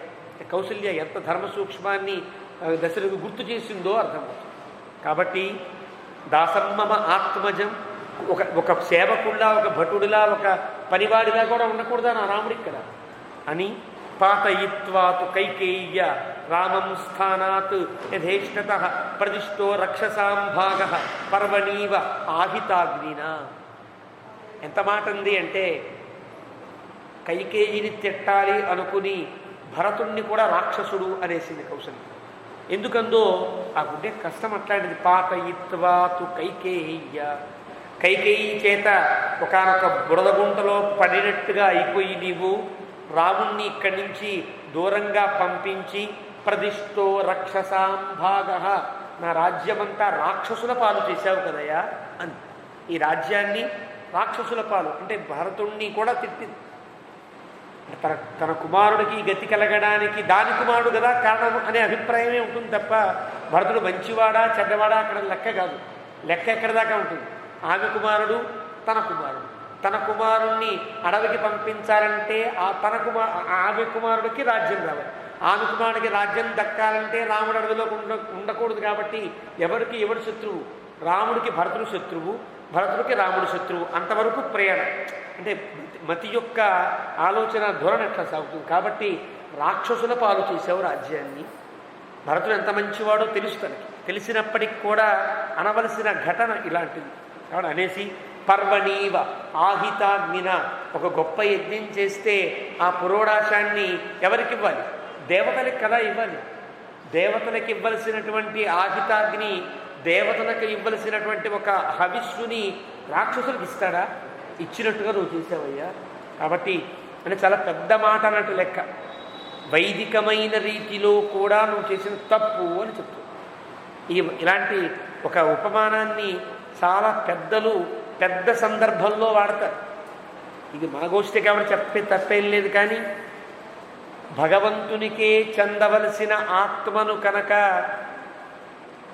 భార్యాభర్తృ సంబంధాన్ని వివరిస్తూ ముముక్షుప్పడిలో మనకి శ్రీవచన భూషణంలో కూడా ఈ అంశాన్ని ప్రస్తావిస్తారు. నాయిక్కిడుమా పోనే పురోడాశవతు అంటే దేవతలకు ఇవ్వలసినటువంటి ఒక పురోడాశాన్ని కుక్కలకిచ్చినట్లుగా ఎంత తప్పైంది అని అంటారు. ఎప్పుడది భగవంతుడికే చెందిన ఆత్మను ఈ ఆత్మ ఈ దేవతకి వర్తిస్తుంది, ఈ దేవతకి వర్తిస్తుంది, నా భర్తకి వర్తిస్తుంది, నా కుమారుడికి ఇలాగ గనక ఆత్మను వ్యభిచరింపచేస్తే వచ్చే తప్పు ఎలాంటిదో చెప్పే సందర్భంలో ఇలాంటి విషయాలు వాడతారు. కౌసల్య ఇలాంటి విషయం వాడింది అంటే ఇంతకంటే మించిన ఉపమానం కూడా చెప్పే అవకాశం లేదన్నమాట. అంటే ఒక యజ్ఞము చేస్తూ వైదికమైన క్రియ చేస్తూ దేవతలకు ఇవ్వలసిన హవిస్సును కుక్కలకు పెడితే ఎంత తప్పో అంత తప్పు కాదా? నువ్వు రాక్షసులకు ఇచ్చేసావయ్యా రాజ్యాన్ని అని చాలా పెద్ద మాట మాట్లాడి. గజరాజ గతిర్వీరో ఇంక అయిపోయి తిట్లు అయిపోయి. మనసులో ఉండే కష్టం మొత్తాన్ని కూడా కృచ్ఛ్రముగా ఒకసారి వదిలిపెట్టేసి దశరథుడు ఎలా స్పందిస్తాడో చూద్దాం తర్వాత. గజరాజ గతిర్వీర, రాముడు ఎంత మంచివాడు, ఎంత అందగాడు, ఎంత గొప్పవాడు. గజరాజ గతి, గంభీరంగా నడుస్తాడు. దేనికి అపకారం చేయాలనుకోడే. గజరాజ గతిలో ఉండేటువంటి మహాబాహు ధనుర్ధర, ధనస్సు పట్టుకుని గొప్ప చేతులు కలిగిన రాముడు వనమావిశతే నూనం సభార్య సహ లక్ష్మణ, ఈ పాడికి అడవిలోకి వెళ్ళిపోయి ఉంటాడు. అర్ధరాత్రి దాటిపోతుంది కదా, ఎప్పుడో సాయంకాలం 4 ఆ ప్రాంతంలో బయలుదేరిన వాడు ఈ పాడికి అడవిలోకి చేరిపోయి ఉంటారు కదా అని బాధపడుతుంది. వనేతు అదృష్ట దుఃఖానాం కైకేయ్య అనుమతే త్వయా త్యక్తానాం వనవాసాయ కాను అవస్థ భవిష్యతి. నీ చేత అంగీకరించబడి కైకేయి చేత కలిగిన ఈ దుస్థితి పొందిన నా రాముడు అరణ్యంలో ఏ అపచారం, ఏ దుస్థితిని పొందుతున్నాడో కదా, ఏ ఒక అసౌకర్యాన్ని పొందుతున్నాడో కదా అంటూ బాధపడింది కౌసల్య. ఎలాంటి అవస్థను పొందుతున్నాడో కదా. తే రత్నహీనాస్తరుణా ఫలకాలే వివాసితా కథం వత్స్యంతి కృపణా ఫలమూలై కృతాశనా అపీదానీం సకాల స్యాతు మమ శోకక్షయ శివ సభార్యం యత్సహ భ్రాత్ర పశ్యేయమిహ రాఘవం. తే రత్నహీనా తరుణా ఫలకాలే వివాసితా, వాళ్ళకి ఏ రత్నములు లేవు. ఏ రత్నము అంటే తండ్రి అనే రత్నము దగ్గర లేదు, తల్లి అనే రత్నము దగ్గర లేదు, మిత్రులైన రత్నాలు దగ్గర లేరు, బంధువులు లేరు, జనమే లేరు. తమకి తాము ఒంటరిగా అడవిలోకి వెళ్ళవలసి వచ్చింది. ఆభరణములు లేవు. రత్నహీనం అంటే కేవలం ఆభరణాలు లేకుండా వెళ్ళిపోయారని ఏడుస్తారు ఎవరన్నా. అడవిలోకి వెళ్ళారని ఎడవాలి తప్ప రక్తహీనంగా వెళ్ళిపోయారండి, అయ్యో మా రాముడు కిరీటం కూడా పెట్టుకోకుండా వెళ్ళిపోయాడంటే ఏడుస్తారా? ఆ ఏడుపు, ఆ దశలో ఈ ఏడుపు రాదు. రక్తహీనం అంటే అర్థం ఏమిటి? బంధువులు, రక్తముల వంటి బంధువులందరికీ దూరమై రాముడు వెళ్ళాడు. ఆ రకంగా వెళ్ళిపోయారే. ఫలకాలే వివాసితా తరుణా, యువకులు కదా, ఇప్పుడు కదా అన్నీ అనుభవించాలి. ఈ వయస్సులో కదా అన్నీ అనుభవించవచ్చు. ఈ రాజ్య సుఖాలు కానీ సాంసారిక సుఖాలు కానీ ఏవి అనుభవించినా శరీర వయస్సులో ఉండేటువంటి తరుణాహ యవ్వనవంతులు కదా. ఫలకాలే, ఫలములు పొందవలసిన సమయంలో రాజ్యం చేతికి వచ్చి ఆ రాజ్యభోగాన్ని రాజరాజసాన్ని పొందవలసిన సమయంలో వివాసితా, అడవికి పంపించబడ్డారు. కథం వత్స్యంతి కృపణా, దీనులై పాపం వాళ్ళు ఎలా ఉన్నారో కదా. ఫలమూలై కృతాశనా, కందమూలాలు తింటూ కృత అశనా, ఆకలి చచ్చిపోతుంది కదా. రుచికరంగా ఉంటే ఆకలి పెరుగుతుంది తప్ప రుచికరంగా లేనిది ఎంతకాలం తింటారు? హాస్టల్లో తిండి ఎంతకాలం తింటారండి పిల్లలు? ఇవాళ తింటారు, బాగుంది కదా బజ్జీలు గిజ్జీలు అనుకుంటారు. తర్వాత అదే తిండి, అదే ధ్యాస, అదే వాసన. అయ్యో అమ్మ చేతి వంటకి దూరం అయ్యాననే బాధపడరా వాడు. కాబట్టి అలాంటి తిండి తిని ఏముంటారు? రుచి చచ్చి నాలుక ఇంకా ఏది పెడితే అదే తిందాం, ఏది పెడితే అదే తిందాం అనే స్థితిలో ఉంటారే. అలా కృత అశనాహ కృష అశనాహ అంటే నశించిపోయినటువంటి అశనములు కలిగిన వారే ఒక పాఠం. కృత అశనాహ ఫలమూలములే తమకు ఆహారముగా కలిగిన వారే ఒక 2 రకముల అర్థములతో. అపీదాని సకాల స్యాత్ మమ శోకక్షయ శివ సభార్యం యత్సహ భ్రాత్ర పశ్యేయం. ఎప్పటికి చూస్తానో రాముణ్ణి, మళ్ళీ భార్యతో తమ్ముడితో కలిసి వచ్చే రాముణ్ణి చూచే మంచి రోజు దాకా నాకు ఉంటుందా నా జీవితంలో ఆ మంచి రోజు అని బాధపడుతుంది. కాబట్టి సుప్త్వా ఇవ ఉపస్థితౌ వీరౌ కదా అయోధ్యాంగమిష్యత యశస్విని హృష్టజడ సూచ్ఛితధ్వజమాలిని. రాముడేం చెప్పాడు వెళుతూ సుప్తాయామేవ నిద్రాయాం అని చెప్పాడు కదా. నువ్వు పడుకుని లేచే సమయం అంతా 14 ఏళ్లలో గడిపొచ్చేస్తా, చిటికలో గడిపొస్తా అన్నట్టుగా పాపం నానుడు చెప్పాడు. పాపం నాకు నిద్రే పట్టట్లేదు అంటే రాముడిని చూడలేరా అని బాధ. నిద్రపోతే నువ్వు మెలుకునేటప్పటికి వచ్చేస్తాను రాముడు అన్నాడు కదా. నిద్ర ఇప్పుడు పడుతుందా కౌసల్యకి? నిద్ర పట్టే స్థితి కాదు కదా. అలానే సుప్త్వా ఇవ ఉపస్థితౌ నిద్రపోయినట్లుగా మళ్ళీ మేలుకుంటే రాముడు కనిపిస్తానన్నాడే కదా. అయోధ్యాంగమిష్యత యశస్విని హృష్టజనా సూచితధ్వజమానిని. మళ్ళీ రాముడు ఎప్పుడు వస్తాడో, ఎప్పుడు మళ్ళీ నా అయోధ్య అంతా కూడా జెండాలు ఎగిరేసి ప్రజలంతా కూడా స్వాగతాన్ని పలుకుతారో, ఎప్పుడు మళ్ళీ తోరణాలు కడతారో, ఎప్పుడు సెంట్లు జల్లుతారో, ఎప్పుడు సుగంధాలతో ఈ రాజ్యమంతా మళ్ళీ విలసిల్లుతుందో తెలియటువంటి స్థితిలో ఎప్పుడు కదా. ఇదంతా కదా ప్రేక్ష్య నరవ్యాఘ్రౌ అరణ్యాత్ పునరాగతౌ సందిశ్యతి పురీ హృష్ట సముద్రైవ పర్వణి. నా అయోధ్య అంతా ఒక సముద్రం ఉప్పొంగినట్టుగా ఆనందంతో, శోకంతో కాదు సుమ, ఎప్పుడు అరణ్యాత్ పునరాగతౌ నందిష్యతి. ఇద్దరు చంద్రుల్లాగా రామకృష్ణులు ఇద్దరూ మళ్ళీ ఈ అయోధ్యకి వస్తే ఈ అయోధ్య అనే ఆ సముద్రం ఎప్పుడు ఉప్పొంగుతుందో కదా. అంటే పూర్ణిమ ఎప్పుడో కదా. రామచంద్రుడు లేడు అంటే అమావాస్య నడుస్తుంది. మళ్ళీ పూర్ణిమ రావాలంటే చంద్రుడు రావాలి. చంద్రుడు వస్తే సముద్రం ఉప్పొంగుతుంది. సముద్రం అంటే అయోధ్య. అంటే అందరికీ కూడా సముద్ర. సముద్ర అంటే ముద్రతో కూడి ఉన్నవారు. ఏ ముద్ర? రామముద్రతో కూడి. అంటే రాముని ఎందే ధ్యాసలతో కూడి ఉండే ఈ సముద్రం అయినటువంటి అయోధ్య అంతా కూడా. అంటే రాముని ఎందే చింత పెట్టుకుని రాముడు ఎప్పుడు వస్తాడా, ఎప్పుడు చూద్దామా, ఎప్పుడు మాట్లాడదామా, ఎప్పుడు కిరీటం ధరిస్తాడా, ఎప్పుడు పరిపాలిస్తాడా అని ఆ ముద్రతోనే ఉండే ఈ సముద్రం అంతా కూడా, అయోధ్య అనే సముద్రం అంతా కూడా ఇవ పర్వణి. ఆ పర్వం అంటే పట్టాభిషేక పర్వం ఎప్పుడో కదా, మళ్ళీ పూర్ణిమ ఎప్పుడో కదా, ఎప్పుడు అయోధ్య అంతా పొంగిపోయే దశ ఎప్పుడో కదా అని అనుకుంది. అంటే అర్థం మరి కొంచెం ముందుకు వెళితే గనక పట్టాభిషేకాన్ని దశరథుడు ప్రకటించిన తరువాత కౌసల్య సర్గ మీరు చూస్తే ఆ సర్గలో ఉండే కౌసల్య మాటలకి ఇక్కడ మాటలకి ఉండే సంబంధం మనకు తెలుస్తుంది. ఇప్పుడు కదా నా జీవితం సాఫల్యం పొందింది, ఇప్పుడు కదా నా కోరిక నెరవేరింది, ఇప్పుడు కదా దశరథుడు తండ్రిగా పరిపాలించాడు, ఇప్పుడు కదా నా రాముడు సరైనటువంటి స్థితిని పొందుతున్నాడు అనుకుంది కదా. మళ్ళీ అదే మనస్సులో ఉంది. మళ్ళీ రాముడు పట్టాభిషిక్తుడైతే తప్ప తన కోరిక నెరవేరు. తన జీవితంలో పెద్ద పెనవేసుకుని ఉన్న ఒకే ఒక్క కోరిక రాముడి పట్టాభిషేకం కాబట్టి సముద్ర ఇవ పర్వణి.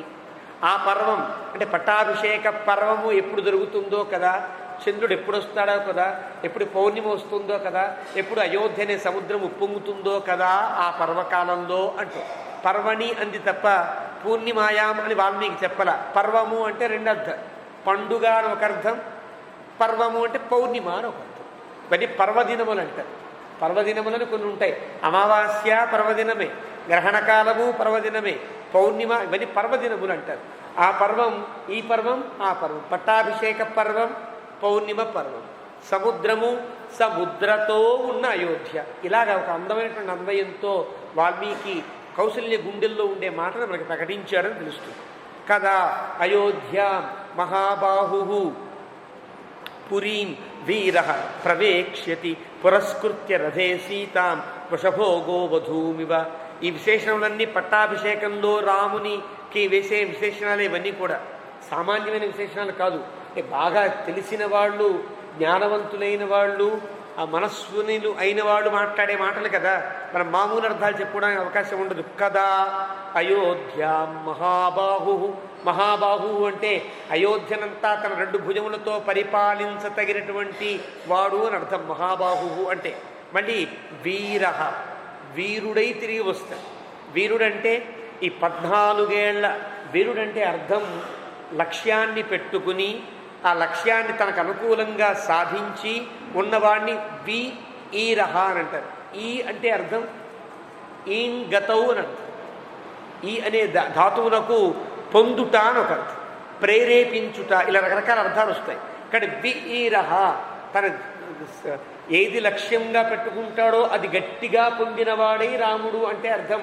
14 ఏళ్ల వనవాస కాలాన్ని మునిగా పరిపాలించి, అంటే ఏదైతే ఇక్కడ ప్రతిజ్ఞ చేశాడో ఆ ప్రతిజ్ఞకి నెరవేరేటట్టుగా తను చక్కగా పరిపాలించి, ఎవరి వల్ల అపకారము, ఎవరి వల్ల నష్టము, ఎవరి వల్ల కష్టము పొందకుండా మళ్ళీ తిరిగి వచ్చేటట్లుగా వీరుడై రావాలి. కథం వీర ప్రవేక్ష్యతి. మళ్ళీ ఎప్పుడు ప్రవేశిస్తాడో కదా. పురీం వీర ప్రవేక్ష్యతి పురస్కృత్య రథే. రథం ముందు పెట్టాలి అంటే అర్థం రాముడు పట్టాభిషేకానికి వీలుగా రథంలో కూడా తీసుకుని వెళ్ళాలి. కానీ రథం పురస్కృత్య అంటే రెండు అర్థాలు. మళ్ళీ పురస్కృత్య అంటే అర్థం ముందు పెట్టి అని అర్థం. ఇంకోటి పురస్కారము అంటే గౌరవం అని అర్థం కదా. అంటే గౌరవంతో ఆదరంతో రామా రాజా ఇదిగో నీకోసం రాజరథం సిద్ధంగా ఉంది అని వాళ్ళు పెట్టారు. కానీ పురస్కృత్య రథే సీతాం, ఇలా సీతతో ఉండి వృషభో గోవధూమివ, గోవధు అంటే ఆవు, వృషభ ఎద్దు ఆవు ఇలా నడిచి వస్తూ ఉంటే అలాంటి స్థితిని ఎప్పుడు పొందుతాడో కదా రాముడు అంటే అర్థం.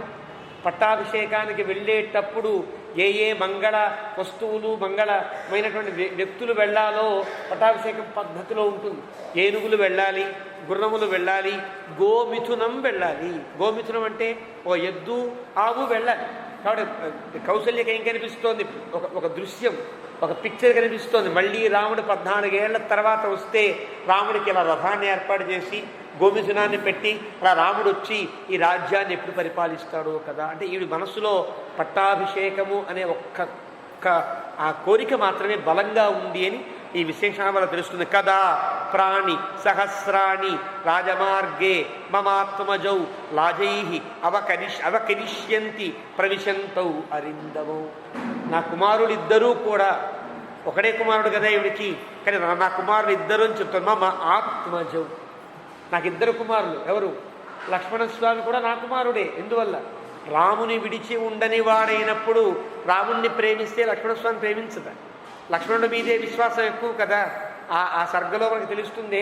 లక్ష్మణుడు ఏమన్నా మాట్లాడి ప్రయాణాన్ని ఆపుతాడేమో అని బేలగా దీనంగా లక్ష్మణుని వైపు చూచిన కౌసల్య మనకు గుర్తులేదా? అంటే లక్ష్మణస్వామి ఏదైనా చేయగలిగినటువంటి విశ్వాసం కౌసల్యకు ఉన్నది. కాబట్టి నాకు ఇద్దరు కొడుకులు, రాముడు లక్ష్మణుడు.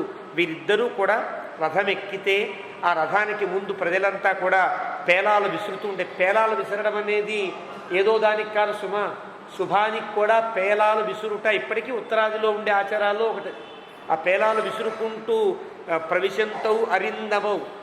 అరిందమౌ అంటే శత్రువులను జయించే స్థితి కలిగిన వారు వాడు. ఎలాంటి శత్రువులైనా కూడా వీళ్ళిద్దరి ముందు దిగదుడిపే కదా. అక్కడ ఎలాంటి శత్రువులు లేకుండా మళ్ళీ ఇంకో ఆటంకం లేకుండా ఈ పట్టాభిషేకానికి రామలక్ష్మణులు ఇద్దరూ వచ్చి పట్టాభిషిక్తులు కావాలి అని కోరిక. అంటే కౌసల్య యొక్క కోరికలో రామునికి పట్టాభిషేకం జరగాలి, యువరాజ్య పట్టాభిషేకం లక్ష్మణునికే జరగాలి, ఇది కోరిక. ఈ కోరిక రాముడికి తెలుసు కాబట్టే లక్ష్మణస్వామి బతికిలాడతాడు, నువ్వే పట్టాభిషేకం చేసుకో యువరాజ్యం. నిజానికి లెక్క ప్రకారంగా రాముడు ఎవరిని అడగాలి? భరతుణ్ణి అడగాలి. కానీ భరతుణ్ణి అడగడు. చివరికి యుద్ధకాండలో సర్వాత్మన పర్యనునీయమాన యదాన సౌమిత్రిదుపైతి యోగం తతోభ్యసించత్ భరతం మహాత్మా. ఆ శ్లోకంలో వాల్మీకి చెప్తాడు ఏమని? తను ఎప్పుడైతే రాజుగా అంగీకరించాడో, లక్ష్మణ నీవే యువరాజువి అంటాడు. నేను ఒప్పుకోనంటాడు.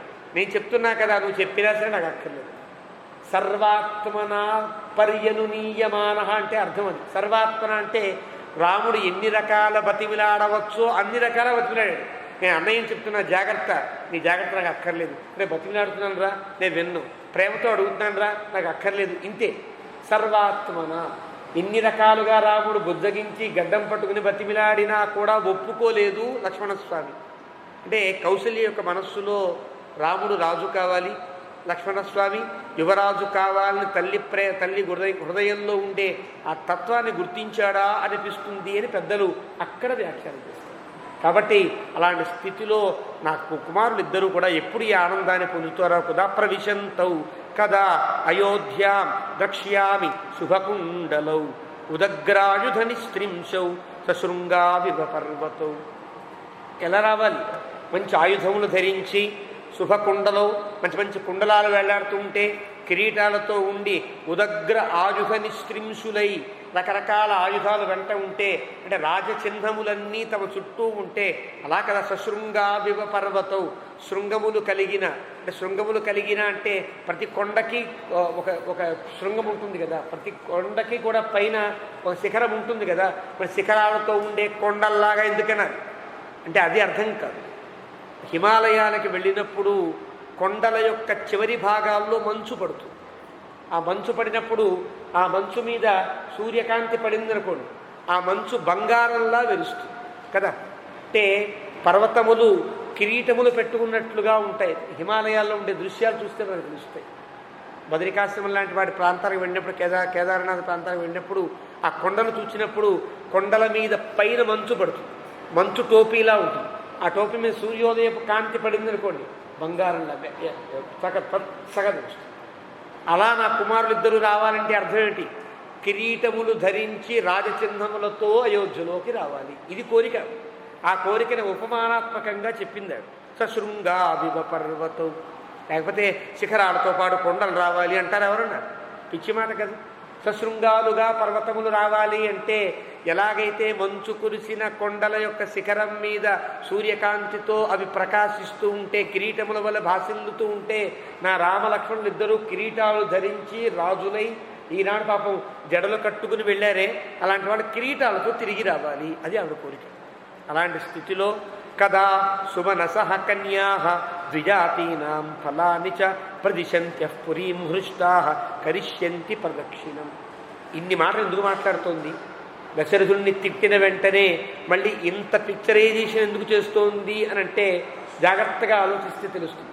దశరథుడు చాలా కష్టంలో ఉన్నాడు. తను మాట్లాడిన మాటలు మరింత శల్యప్రాయములు తప్ప మామూలు మాటలు మాట్లాడాడు. కైకేయి ఎంత బాధ పెట్టిందో, సుమారు ఒక 8 గంటల పాటు కౌసల్య 8 నిమిషాల్లో అంత బాధ పెట్టి ఉంటుంది. దశరథుడు బాధపడి ఉంటాడు లోపల కదా. ఆ బాధ లేకుండా చెయ్యాలి అంటే మళ్ళీ రాముని యొక్క పట్టాభిషేకాన్ని వర్ణించాలి కౌసల్య. వర్ణిస్తే ఆ వర్ణన ఆనందపడి దశరథుడు ఉప్పొంగిపోతూ ఉంటాడని, భర్తకి ఆనందం కలిగించడం కోసమే చెప్పినట్లుగా ఈ పట్టాభిషేకపు పద్ధతిని అంతా చెప్పింది అని చెప్పుకోవాలి. కాబట్టి ప్రదిశ్యంతః పురీం హృష్టాః కరిష్యంతి ప్రదక్షిణం. ఇలా రాముడు వస్తే రాముని చుట్టూ ప్రదక్షిణాలు చేస్తూ అందరూ కూడా రాముని యొక్క ఆగమనాన్ని ఎంత ఆనందిస్తారో ఆ ఆనందించే రోజు ఎప్పుడో కదా. కదా పరిణతో బుద్ధ్యా వయసాచ అమరప్రభః అభ్యుపైష్యతి ధర్మజ్ఞః త్రివర్షైవలాలయన్. చాలా గొప్పగా ఇప్పుడు రాముడు 25 ఏళ్ల ప్రాయం, 14 ఏళ్ల తర్వాత ఇంకా వయసు వస్తుంది, పరిణతి పొందుతాడు. పరిణతి మామూలు పరిణతి కాదు. అనేక రకాల సందర్భాలు, కష్టాలు, నష్టాలు, అడవిలో ఉండే అన్నీ తెలిసి ఉంటాయి రాముడికి. అన్నీ తెలిసి ఉంటే రాముడికి ఏం తెలుస్తాయి? ఋతువులన్నీ ఇప్పుడు జాగ్రత్తగా తెలుస్తాయి. ఏసీ రూముల్లో కూర్చుంటే ఎండాకాలం ఎట్లా తెలుస్తుంది, స్లాబ్ కింద కూర్చుంటే వర్షాకాలం ఎట్లా తెలుస్తుంది కదా. మనకి ఈనాడు ఋతువుల యొక్క కష్టాలు లేకుండా ఉంటున్నాం కదా. ఇప్పుడు రాముడు అంతఃపురం వీడి అడవిలోకి వెళ్ళినందువల్ల అన్ని ఋతువుల యొక్క గతులు తెలుస్తాయి.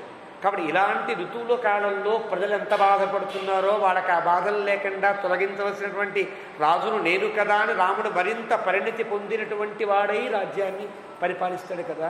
కాబట్టి కదా పరిణతః బుద్ధ్యా వయసాచ అమరప్రభః.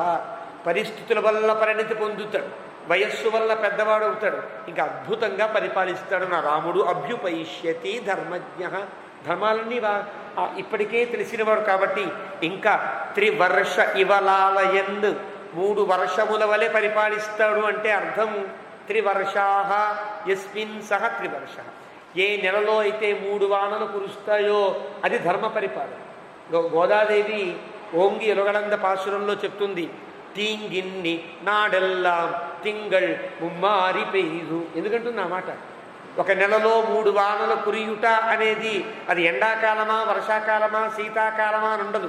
అలా కురవగలిగితే, అలా ప్రకృతి కనుక అనుకూలించగలిగితే ప్రకృతి సమశీతలంగా సమబాధ్యతతో ఉన్నట్టు లెక్క. అలాంటి స్థితి రాముని కాలంలో ఉండేదని గుర్తించారు. అలాంటి స్థితి ఎండాకాలంలో వర్షాలు పడతాయంటే పడితే వడగళ్ళ వాన, లేకపోతే తుఫాన్లు వస్తున్నాయి కదా, అలా ఉండకూడదు. నెలకి 3 వానలు పడాలి. అంటే 10 రోజులకు 1 వాన పడాలి. ఆ వాన పడ్డ వాన సస్యానికి అనుకూలమై ఉండాలి. ఇలా అది గోదామ వారు కోరుకుంటారు. తీంగిన్ని నాడు ఎల్లాం తింగళ్ ముమ్మారి పెయ్యు. నెలకి వానలు కురిసేటట్లుగా నేను నా వ్రతాన్ని ఆచరిస్తా. నా వ్రతాన్ని దేనికి ఆచరిస్తా? ప్రజలంతా బాగుండాలి, లోకమంతా బాగుండాలి. అంటే మళ్ళీ రామరాజ్యం రావాలంటే నెలకి 3 వానలు పడాలి కదా. త్రివర్ష ఇవలాలయన్. అలా రామరాజ్యం సాగాలయ్యా అనుకుని కౌసల్య అంతా కూడా ఒక రకమైనటువంటి ఊహాలోకంలో పట్టాభిషేకాన్ని వర్ణిస్తుంది.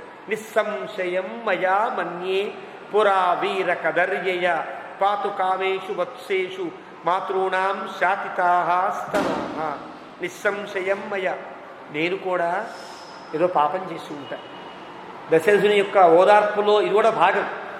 నీ వల్ల నేను బాధపడడం లేదయ్యో, నువ్వు కష్టపట్టుకోకే, ఏదో అనేశాను సుమా అని ఆనందాన్ని కలిగించి దశరథుడికి రాముడి యొక్క పట్టాభిషేక వర్ణన చేసి అబ్బా ఆహా ఆహా ఎంత బాగుంది అనుకుంటున్నాడు దశరథుడి మనస్సులో.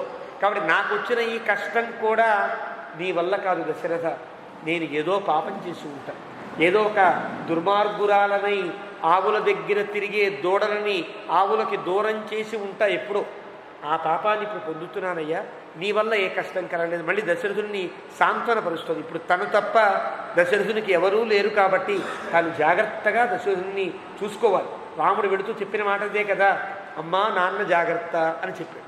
కానీ ఆ మాట తనకు గుర్తుంది కాబట్టి, వెళ్లే ముందు చెప్పిన మాట కాబట్టి తండ్రిని జాగ్రత్తగా చూసుకోవాలి. కాబట్టి మళ్ళీ ఈ కష్టం కూడా నీది కాదయ్యా, నీ వల్ల నేను ఈ బాధ పొందట్లేదు సుమా, ఏమనుకోకే, ఈ బాధల్లో నేనే ఏదో పాపం చేసి ఉంటాను, ఆ పాపం వల్ల ఈ బాధను పొందుతున్నా అంటూ సాహం గౌరివ సింహేన వివత్స వత్సలాకృత కైకేయ్యా పురుషవ్యాఘ్ర బాలవత్సేవ గౌర్బలాత్. ఎప్పుడో పాపం చేసి ఉంటాను కాబట్టి ఇప్పుడు కైకేయి ఒక పులివలే నా దూడని అపహరించుకుపోయిందయ్యా, ఇప్పుడు నేను ఆవులా ఏడుస్తున్నాను. ఎప్పుడో ఆవుని ఏడిపించిన పాపం ఇప్పుడు ఆవులా ఏడిచే గతిని నాకు పట్టించింది తప్ప నీ వల్ల కాదు సుమా అని దశరథుణ్ణి మానసికంగా ఓదారుస్తూ కైకేయి. నహి తావత్ గుణై జుష్టం సర్వశాస్త్ర విశారదం ఏకపుత్రా వినాపుత్రం అహం జీవితుముత్సహే. అంటే ఇప్పుడు అలాంటి గొప్ప గొప్ప గుణములు కలిగిన వాడు, పోనీ వెళ్ళిపోయిన పిల్లవాడు ఏదో అల్లరి చేసే పిల్లాడా, ఎప్పుడు ఏడిపించిన పిల్లవాడా, అందరికీ కష్టం కలిగించే పిల్లవాడా, అందరూ చీపో అన్న పిల్లవాడా కాదు కదా, అందరిచే ఇష్టపడ్డవాడు. తావత్ గుణై జుష్టం, అందరి గుణములచే ప్రేమించబడ్డవాడు. రాముణ్ణి ప్రేమించారంటే అర్థం రాముని యొక్క ప్రవర్తన అట్లాంటిది. రాముని గుణములు చూస్తే అందరికీ రాముడు అంటే ఇష్టం కదా. సర్వశాస్త్ర విశారదం, కేవలం ప్రవర్తనమే కాదు జ్ఞానము ఉన్నది. జ్ఞానము అనుష్ఠానము రెండూ ఉంటే కదా పరిపూర్ణత కలుగుతుంది. జ్ఞానం అనుష్ఠానం ఇవైన నాగవే యుడయనాన. మనవాళ్ళ మహాములు చెప్తారు ఈ రెండూ ఉండాలి. జ్ఞానం ఉండి ఆచరణ లేకపోయినా వృధా, ఆచరణ చేసి జ్ఞానం పొందకపోయినా వృధా కదా. ఈ రెండూ ఉన్నవాడు అంటే సరిగ్గా గుణై జుష్టం సర్వశాస్త్ర విశారదం, ఈ రెండూ ఉన్నవాడు నా రాముడు. ఏకపుత్ర వినా పుత్రం అహం జీవితం ఉత్సహే. నువ్వు అంటున్నావు కానీ నీకు ఇంకా 3 కొడుకులు ఉన్నారు, నేను ఒకే కుమారుణ్ణి కన్నా. దశరథునికి లక్ష్మణుడు కొడుకే, భరతుడు కుమారుడే, శత్రుఘ్నుడు కుమారుడే, కైకేయి భార్యే, సుమిత్ర భార్యే, అన్నీ ఉన్నారు. నీకైతే అందరూ ఉన్నారు దశరథ, నేను వినాపుత్రం ఏకపుత్రం కదా. ఏకపుత్ర, నాకు ఒక్క కొడుకు తప్ప ఇంకెవరూ లేరు. అంటే నువ్వు కూడా నాకు ఇప్పటిదాకా లేవు, ఇప్పుడు ఉంటున్నావు కదా. ఒక్క కొడుకు కలిగినటువంటి నేను ఎంత బాధపడుతున్నానో. నేను బతుకుతానా? నువ్వే ఇలా ఉంటే నేనేం కాదు అంటే అర్థం ఏంటి? నువ్వు పోతావా, నేను పోతా అన్నప్పుడు పోతాననుకున్న వాడి మనస్సు తగ్గుతుంది కదా. ఎప్పుడైనా ఒక వ్యక్తిని వాడి పట్టుదల నుంచి ఆపాలి అంటే నువ్వు అన్నం తినవా, నేను తిన్ను అంటారు. సహజంగా లోకంలో మనం చేసే పని అదే కదా. నువ్వు తింటే తప్ప నేను కూడా తిన్ను, నువ్వు స్నానం చేసే తప్ప నేను కూడా చేయను అంటే అర్థం ఏంటి?